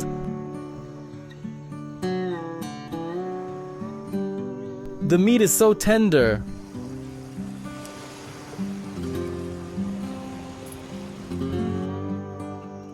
Well, I thought the fish would be crispy, but it's not crispy, but juicy inside. And also interesting that this fish has blue bones.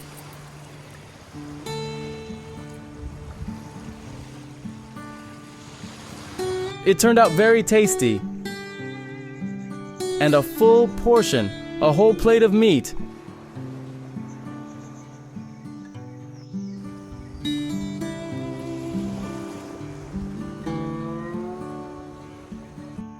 This head will serve as bait For the crab trap, I'll throw it inside and set the trap there near the place where there were many holes in the ground. Let's try to catch crabs.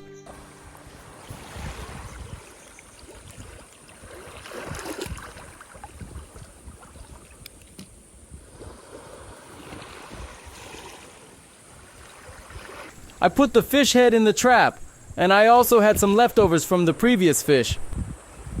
I added them to the trap too, and went to look for holes in the ground where land crabs should live.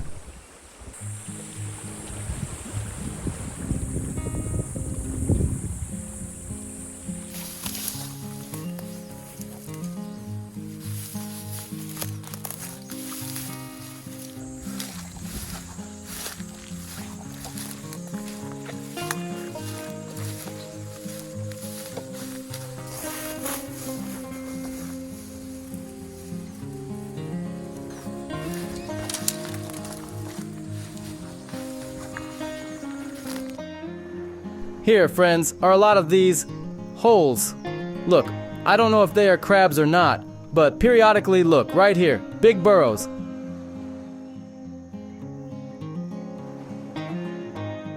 Look here. Here. A lot. Well, let's see. I don't know.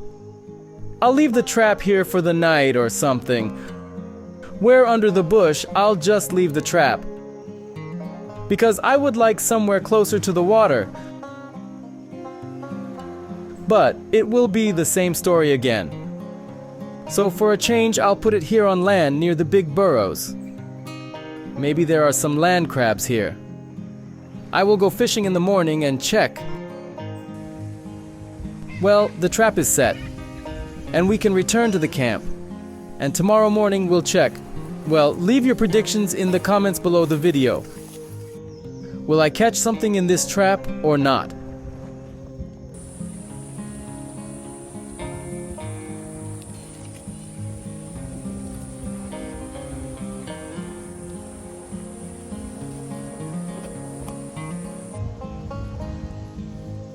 Night fell and I made a fire near my camp. And a little later, I went to sleep.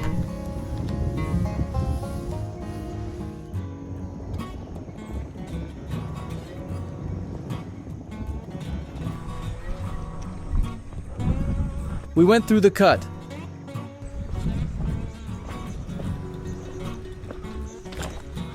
We'll check the crab trap at the same time.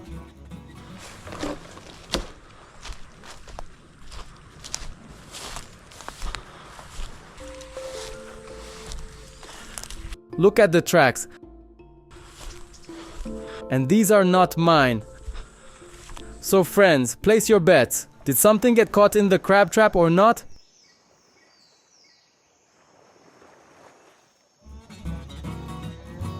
Yes, I was right.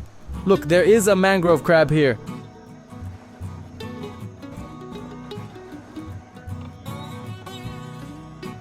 It's running around. Alright, I don't have time to deal with you right now. Stay here. Maybe someone else will climb in with you for company. And I went to catch fish.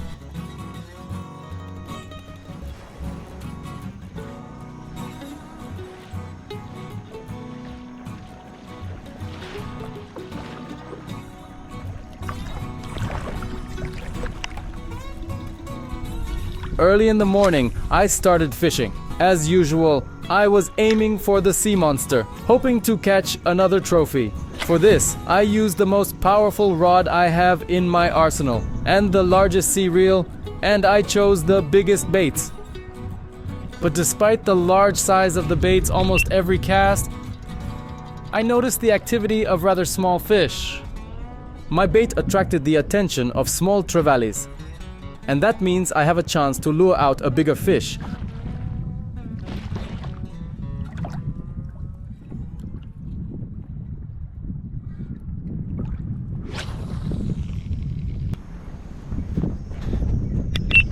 A small shark just swam by, twice the size of my bait.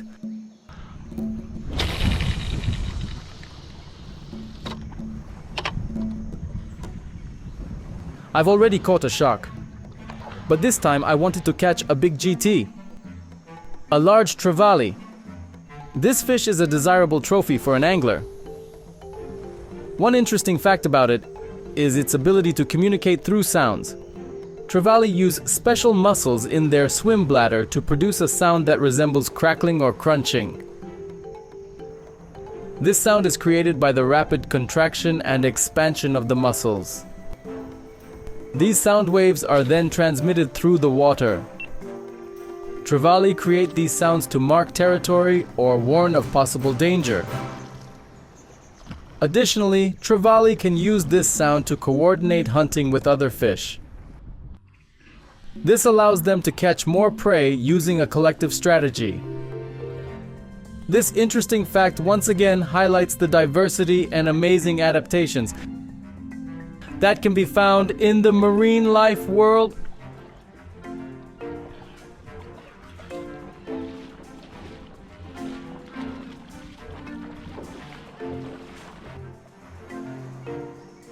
Friends, while I returned from fishing, the crab escaped. Oh, what a trickster. Well, I'll leave the bait for him.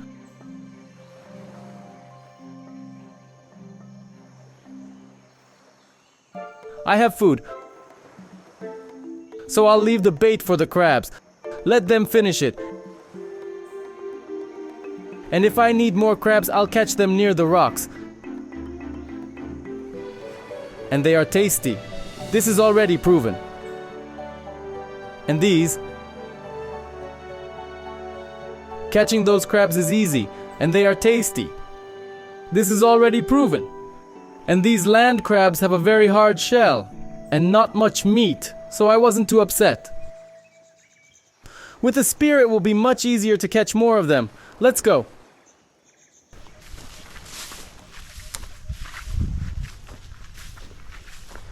And look at how the turtle trampled at night. And there she went into the bushes. But I checked this morning. She's not there anymore. Maybe she crawled further, or she went into the water. Now I'll go to the ocean. Her tracks will be visible on the sand. If there are tracks, then she has already gone into the water. If there are no tracks, then she is still laying eggs there in the bushes. Alright, but I don't see the turtle tracks. So she's probably still somewhere here in the bushes, hiding from the scorching sun in the shade. Otherwise, her tracks would be visible on the sand.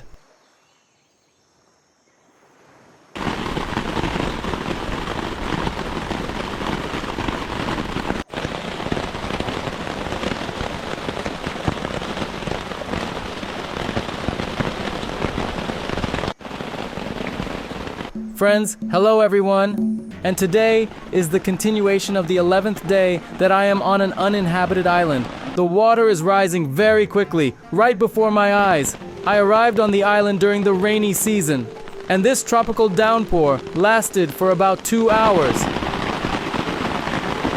As soon as it ended, I noticed fish activity on the water's surface. Some predatory fish were splashing at the surface, chasing small fish. Birds were flying in the sky, and after half an hour, the scorching sun came out. Last time, during an underwater hunt near a coral reef, I discovered giant tridacna clams. I decided to take my underwater hunting gear to find them, collect and prepare them. I will also take my crossbow with me, just in case I come across a large fish on the way. In those places where I previously encountered sharks underwater, there was nothing interesting. I swam through the most promising areas, but there was no big fish there.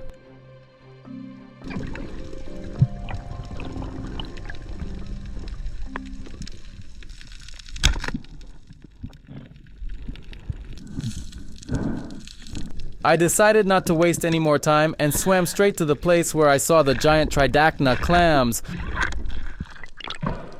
During the underwater hunt, I heard a ringing sound, which means that somewhere on the horizon, a fishing boat is sailing.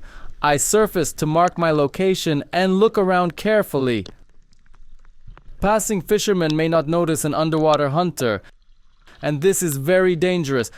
That is why I use a rescue buoy to mark the area where I am underwater hunting. But when I surfaced and looked around, I didn't see anyone, and continued my underwater hunt. Here in the coral reef, a large tridacna clam opened up. I just placed the tip of my crossbow into it and it firmly clamped its teeth. Grabbing my crossbow, so I easily pulled it out of the coral reef and swam to the shore. You know, friends, while editing my videos, I have noticed unidentified objects in the frame more than once that I did not notice during the filming. This happened again now. Notice that when I grab the clam with my hand, an unknown object detaches from it below and quickly goes into the depth. At that moment, I did not notice it at all, and during video editing, I was very surprised. What is that? It looks like some kind of alien octopus. If you know what it was, write to me in the comments under the video.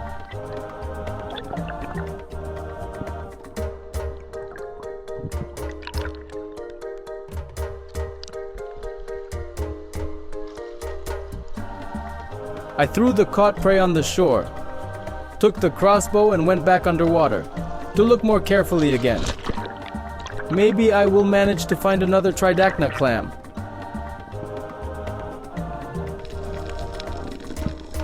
But underwater, I saw a school of fish. I chose the biggest one, aimed and shot.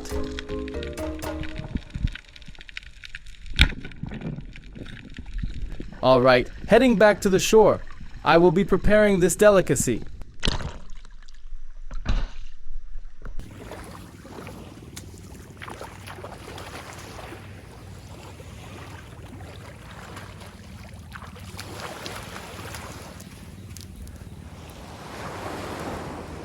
Here is such a patterned tridacna clam. These patterned tridacna clams are very tasty, almost sweet inside. Colorful, beautiful, but very tasty.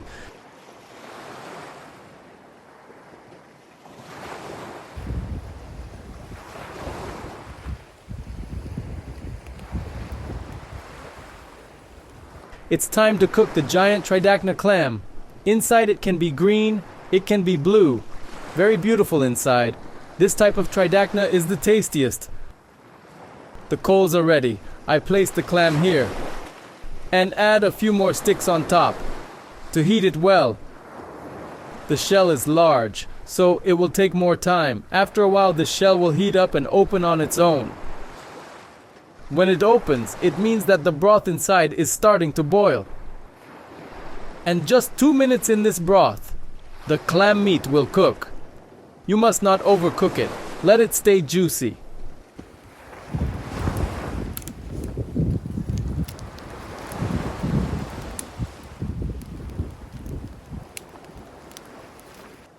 The wind is blowing and the small twigs below are catching fire. This is good. Slowly it will heat the clam from below. I will add more sticks now to make a small fire. And from above, the process will be faster.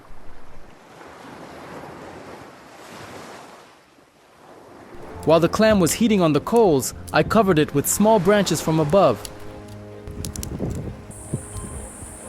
Now I see the clam is starting to open slowly. Here below you can see it starting to open. A gap appeared. When the broth inside boils, it will be visible. After this moment, just 2 or 3 minutes and the tridacna is ready. These clams grow to just gigantic sizes. More than 1 meter in size and weighing more than 200 kilograms. Just imagine, such a giant shell, inside which there can be a lot of quite tasty meat. But at first glance, this harmless clam can be deadly for a diver or underwater hunter. If a hand gets inside this clam and it clamps its teeth, it will be almost impossible to pull out a finger. And at such a moment, While holding your breath, a diver may simply run out of air. Therefore, you need to be careful with these clams.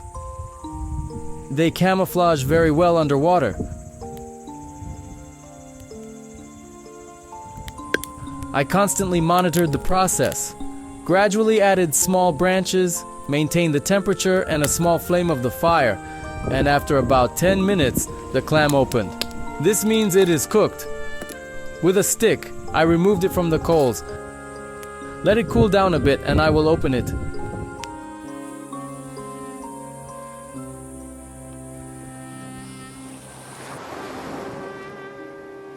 I'm so tired.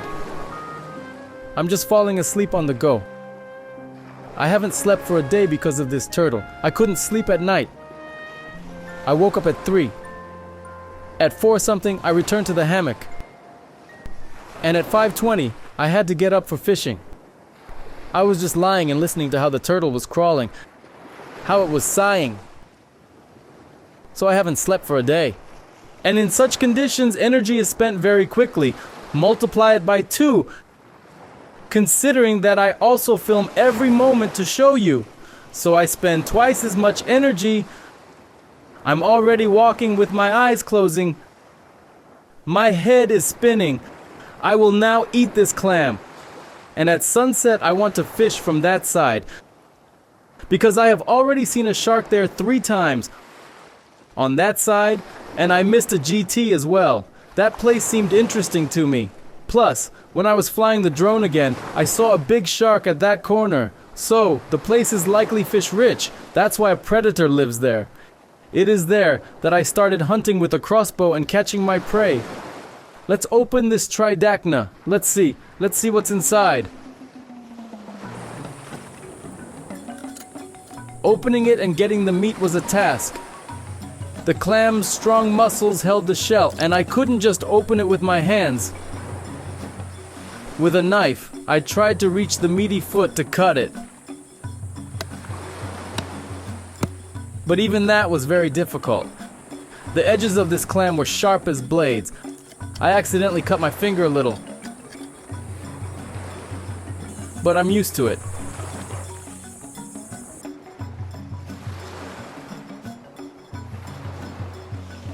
So, I scratched my finger on this clam.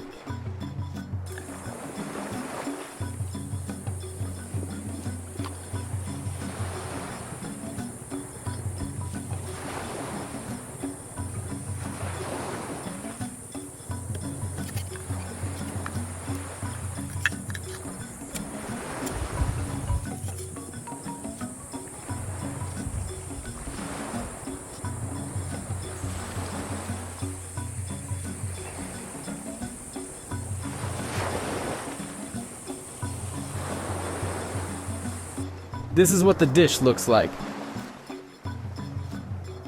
Now let's try it.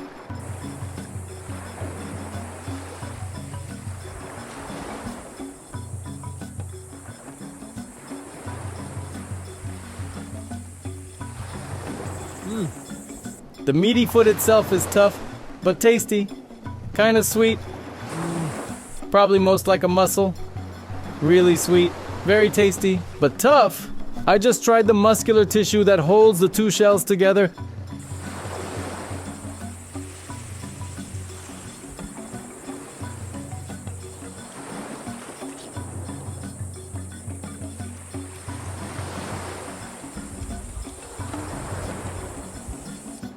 Tasty, but tough. Look at this beautiful dish, right?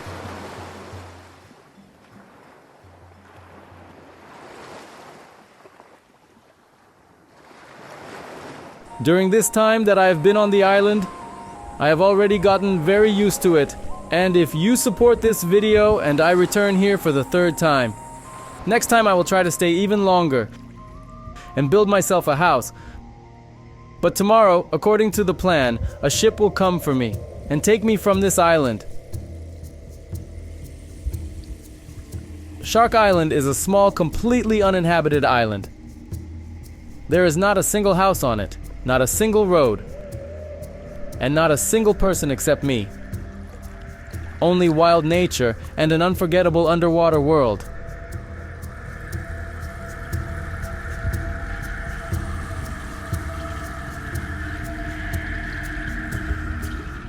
Also, after your voting, I decided to leave links in the description to the items I use in my videos.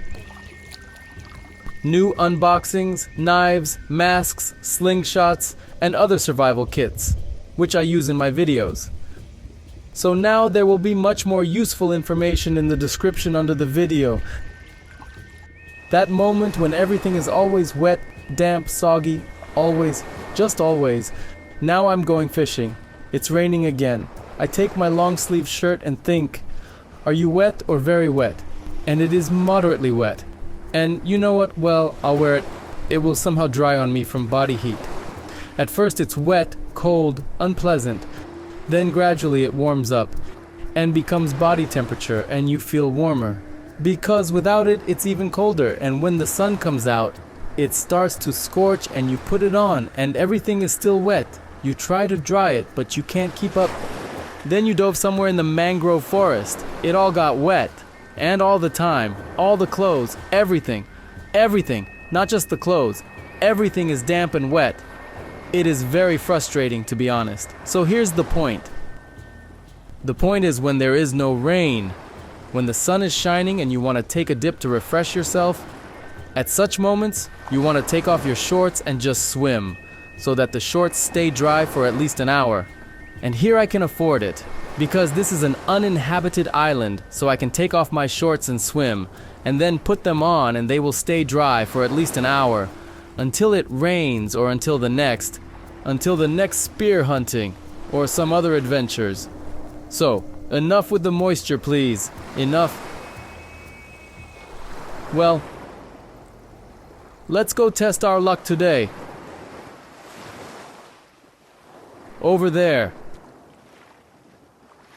I'm walking here in slippers.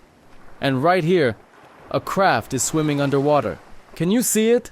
Look, it swam away on its own business. It's a pity you weren't in the mangrove forest in the evening. I would have made soup out of you. At the last moment at sunset, I didn't lose hope. I took my spinning rod and threw the largest lures into the water. What if at the last moment I managed to catch another big shark? Because it was in this place that I noticed a shark swimming by from the drone.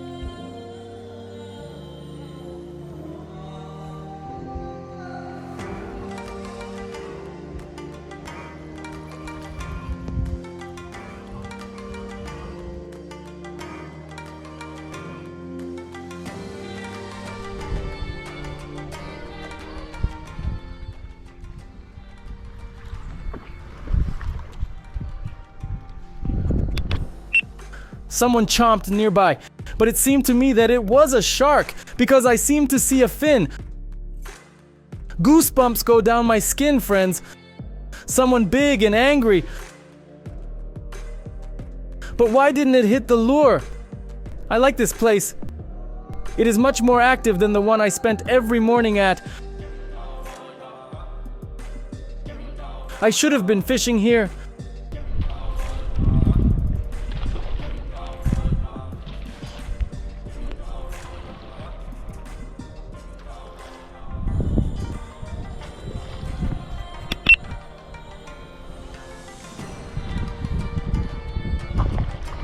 Someone is following the lure. You can see it.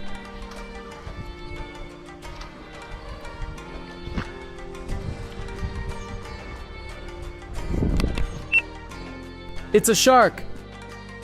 It showed its fin again, literally 5 meters away from me.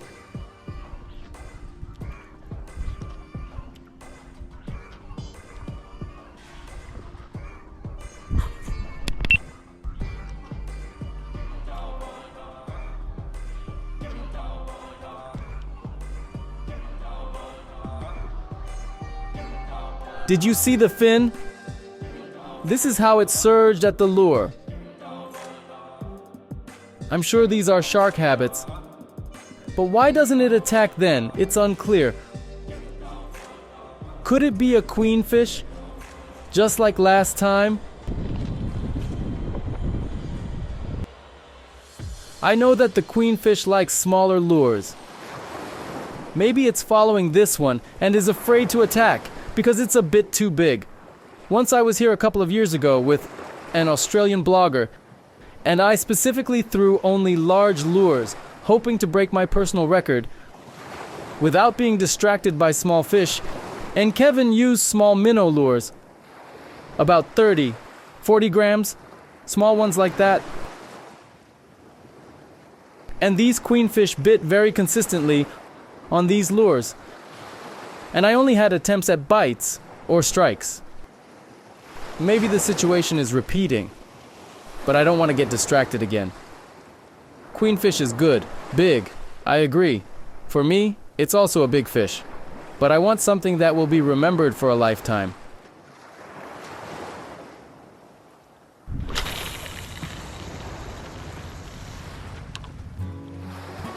I'm walking like this, and here a crab peeks out from under a stone, but a big one.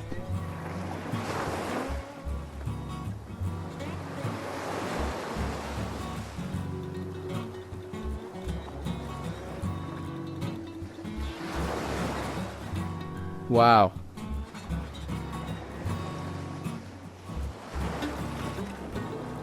This one is huge.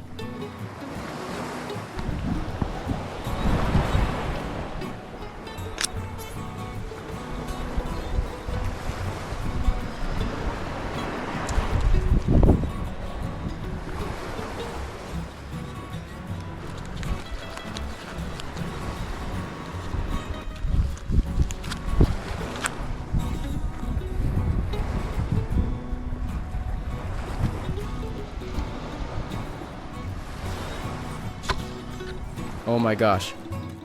A small fish escapes, gets between the prongs of the spear and escapes. Another attempt.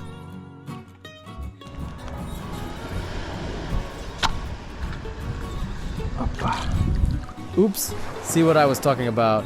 Oh my gosh. It gets between the prongs and escapes. Darn it. There is another kraut sitting, lying, resting. If it were day, I would have caught it already and made a nice soup, but at night, nothing will be visible. Swimming fish. I am going after it. Wait, where are you going? Wait, I say. Come on. Oops. An interesting kind of mullet. Swam away. Alright, I keep going. Friends, I see the same kind of fish, but bigger. It's usually small, but here it's big.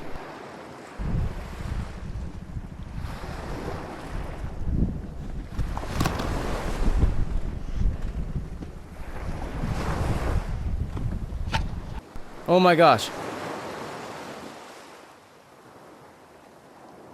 Well, you rascal, got distracted by the camera. I see that the frame doesn't fit. Started to adjust the camera, back and forth and missed it. Oh, I need to catch it and show you what I caught. Did I make an excuse? Write in the comments if this excuse counts or not. Wow. What beautiful things do we have here?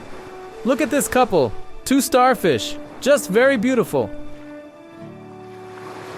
Look, gosh, such beauty. One is chocolate colored and the other is red.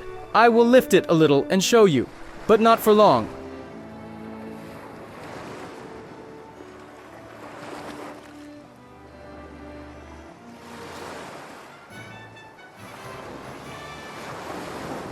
You can lift a starfish for a couple of seconds. They write on the internet. But actually, friends,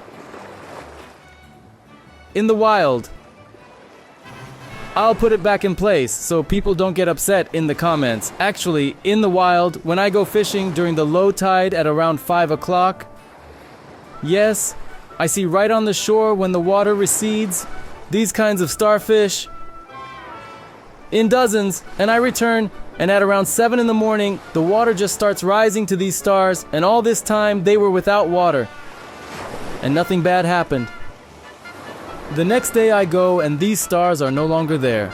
They move calmly from place to place. This means that they are alive, and for a couple of hours they can do without water without any problems. But of course, I'm not saying you should hold them in your hands for a couple of hours. It's better not to hold them at all. Because I don't know. Maybe it's harmful. Or maybe not. Very beautiful. Look, here are small needlefish. Like sticks. Caught it with my hand and it swam away. Damn, I just can't hold it.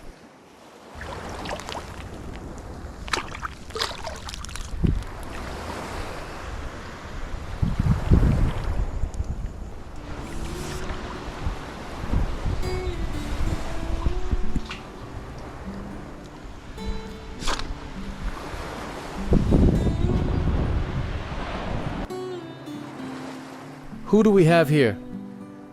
Another black crate. A deadly poisonous snake, considered one of the most poisonous in the world. There is a blue crate with white stripes. This is a black crate with white stripes. Where were you during the day?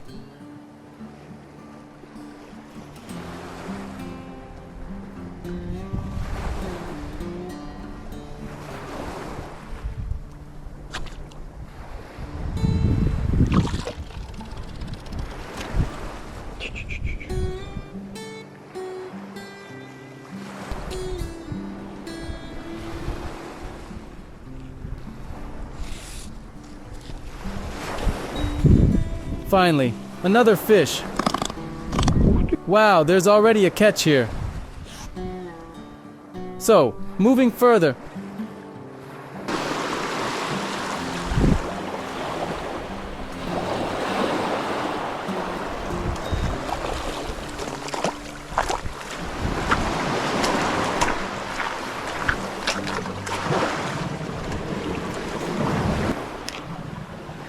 It's already left without claws.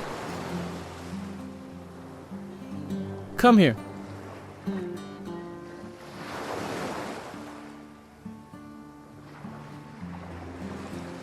So, I need more.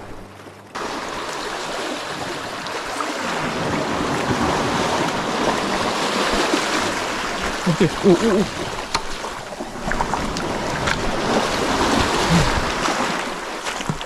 Friends, there was an eel here.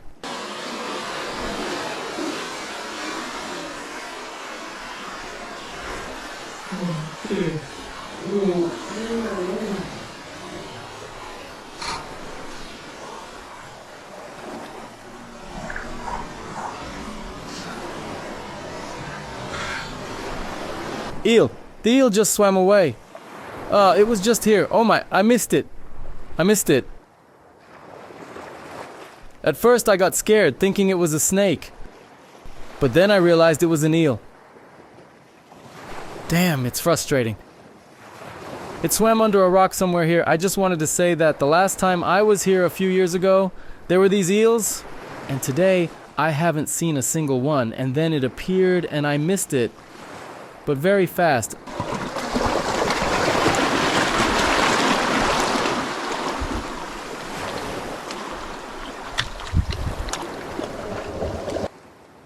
First of all, I need to make a fire.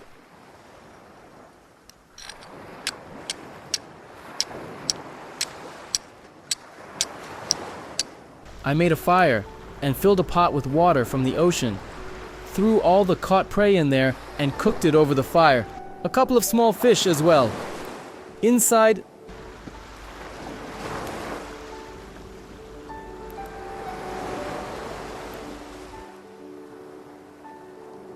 there should be meat too. Inside, there is meat too. There is... Here.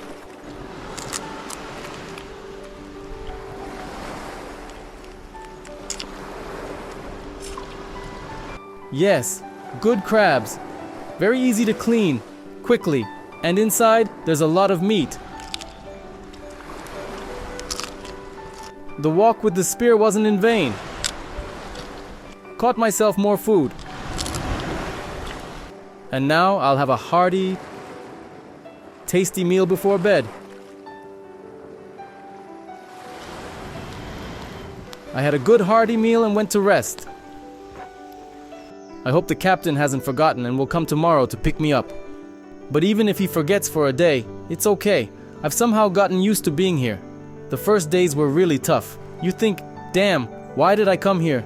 But then you settle in, get used to it, and it's like any other regular day. So, I'm off to sleep.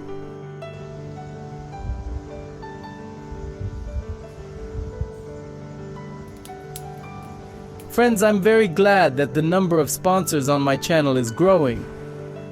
With your support, there will be new, interesting content. Thank you very much.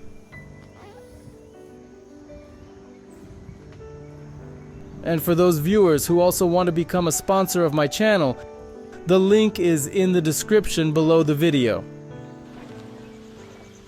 Good morning, friends. With each passing day, I wake up earlier and earlier. I couldn't sleep well all night. Kept thinking if the captain would forget about me, and if my ship would come. So even before dawn, I was already awake. Decided not to waste time, and cleaned up all the plastic I had previously collected. Near my camp, I put all the trash into plastic bags and will take it with me on the ship. As I mentioned, this island is completely uninhabited, and there's no one to clean up the trash washed ashore by the ocean. You saw how a huge turtle came ashore to lay her eggs, her future offspring. And to do that, she had to make her way through piles of trash. So I'll try to do at least some small good, which I wish for you too, friends. Always clean up all your trash after your rest. If you picked up your trash and saw someone else's nearby, pick it up too. Don't be lazy and set an example for others. Friends, I'm sitting in the shade waiting for the ship. Packed my things and the ship is already an hour late, which is very unusual for it. I have a feeling that I will have an extra couple of days of survival on this island. In general, during my survival on this island, I've gained even more experience. And of course, some minor injuries, scrapes, and cuts. But compared to all the emotions I got during this period, it's a very fair price. I think it will take me another couple of weeks to recover from this survival. And for each scratch on my body, I'll remember some interesting story. In my opinion, the second season of Survival on Shark Island turned out to be even more interesting, more eventful. If you agree with me, give a thumbs up under this video. During the underwater hunt, I managed to catch a fish.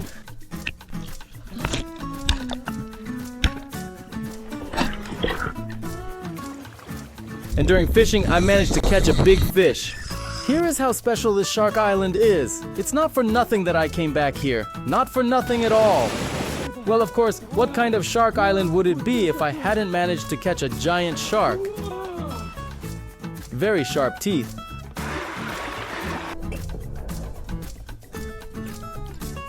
And with the help of a primitive homemade spear, I also managed to get myself some food.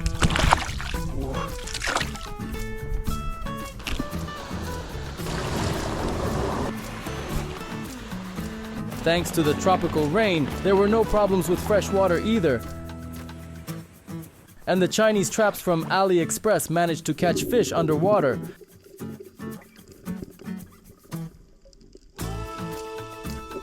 And a mangrove crab on land.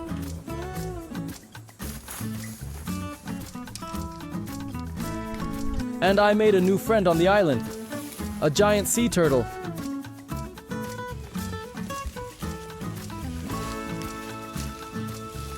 Definitely, I will have something to remember.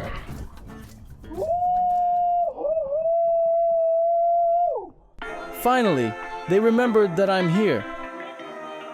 But for some reason, they are turning somewhere. Hey, hello. Looks like they changed their mind. Everyone noticed they're swimming.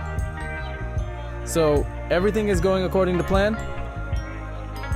well, Shark Island. See you. Let's thank nature. Let's thank the island. For its hospitality, you could call it that. And we'll definitely see each other again. Well, friends, this adventure was very interesting. Not easy at all. The rain made its adjustments, but it was interesting in its own way. But despite this, I managed to get fresh water and food. I even managed to catch a shark. By the way, friends, I wanted to add, if you like the survival on the uninhabited Shark Island, watch it in full season. Go to my playlist and find Shark Island 2, and watch from beginning to end.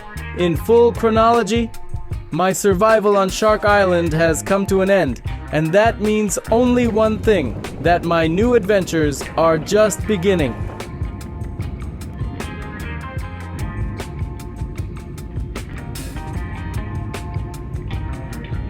So subscribe to my channel to not miss new episodes.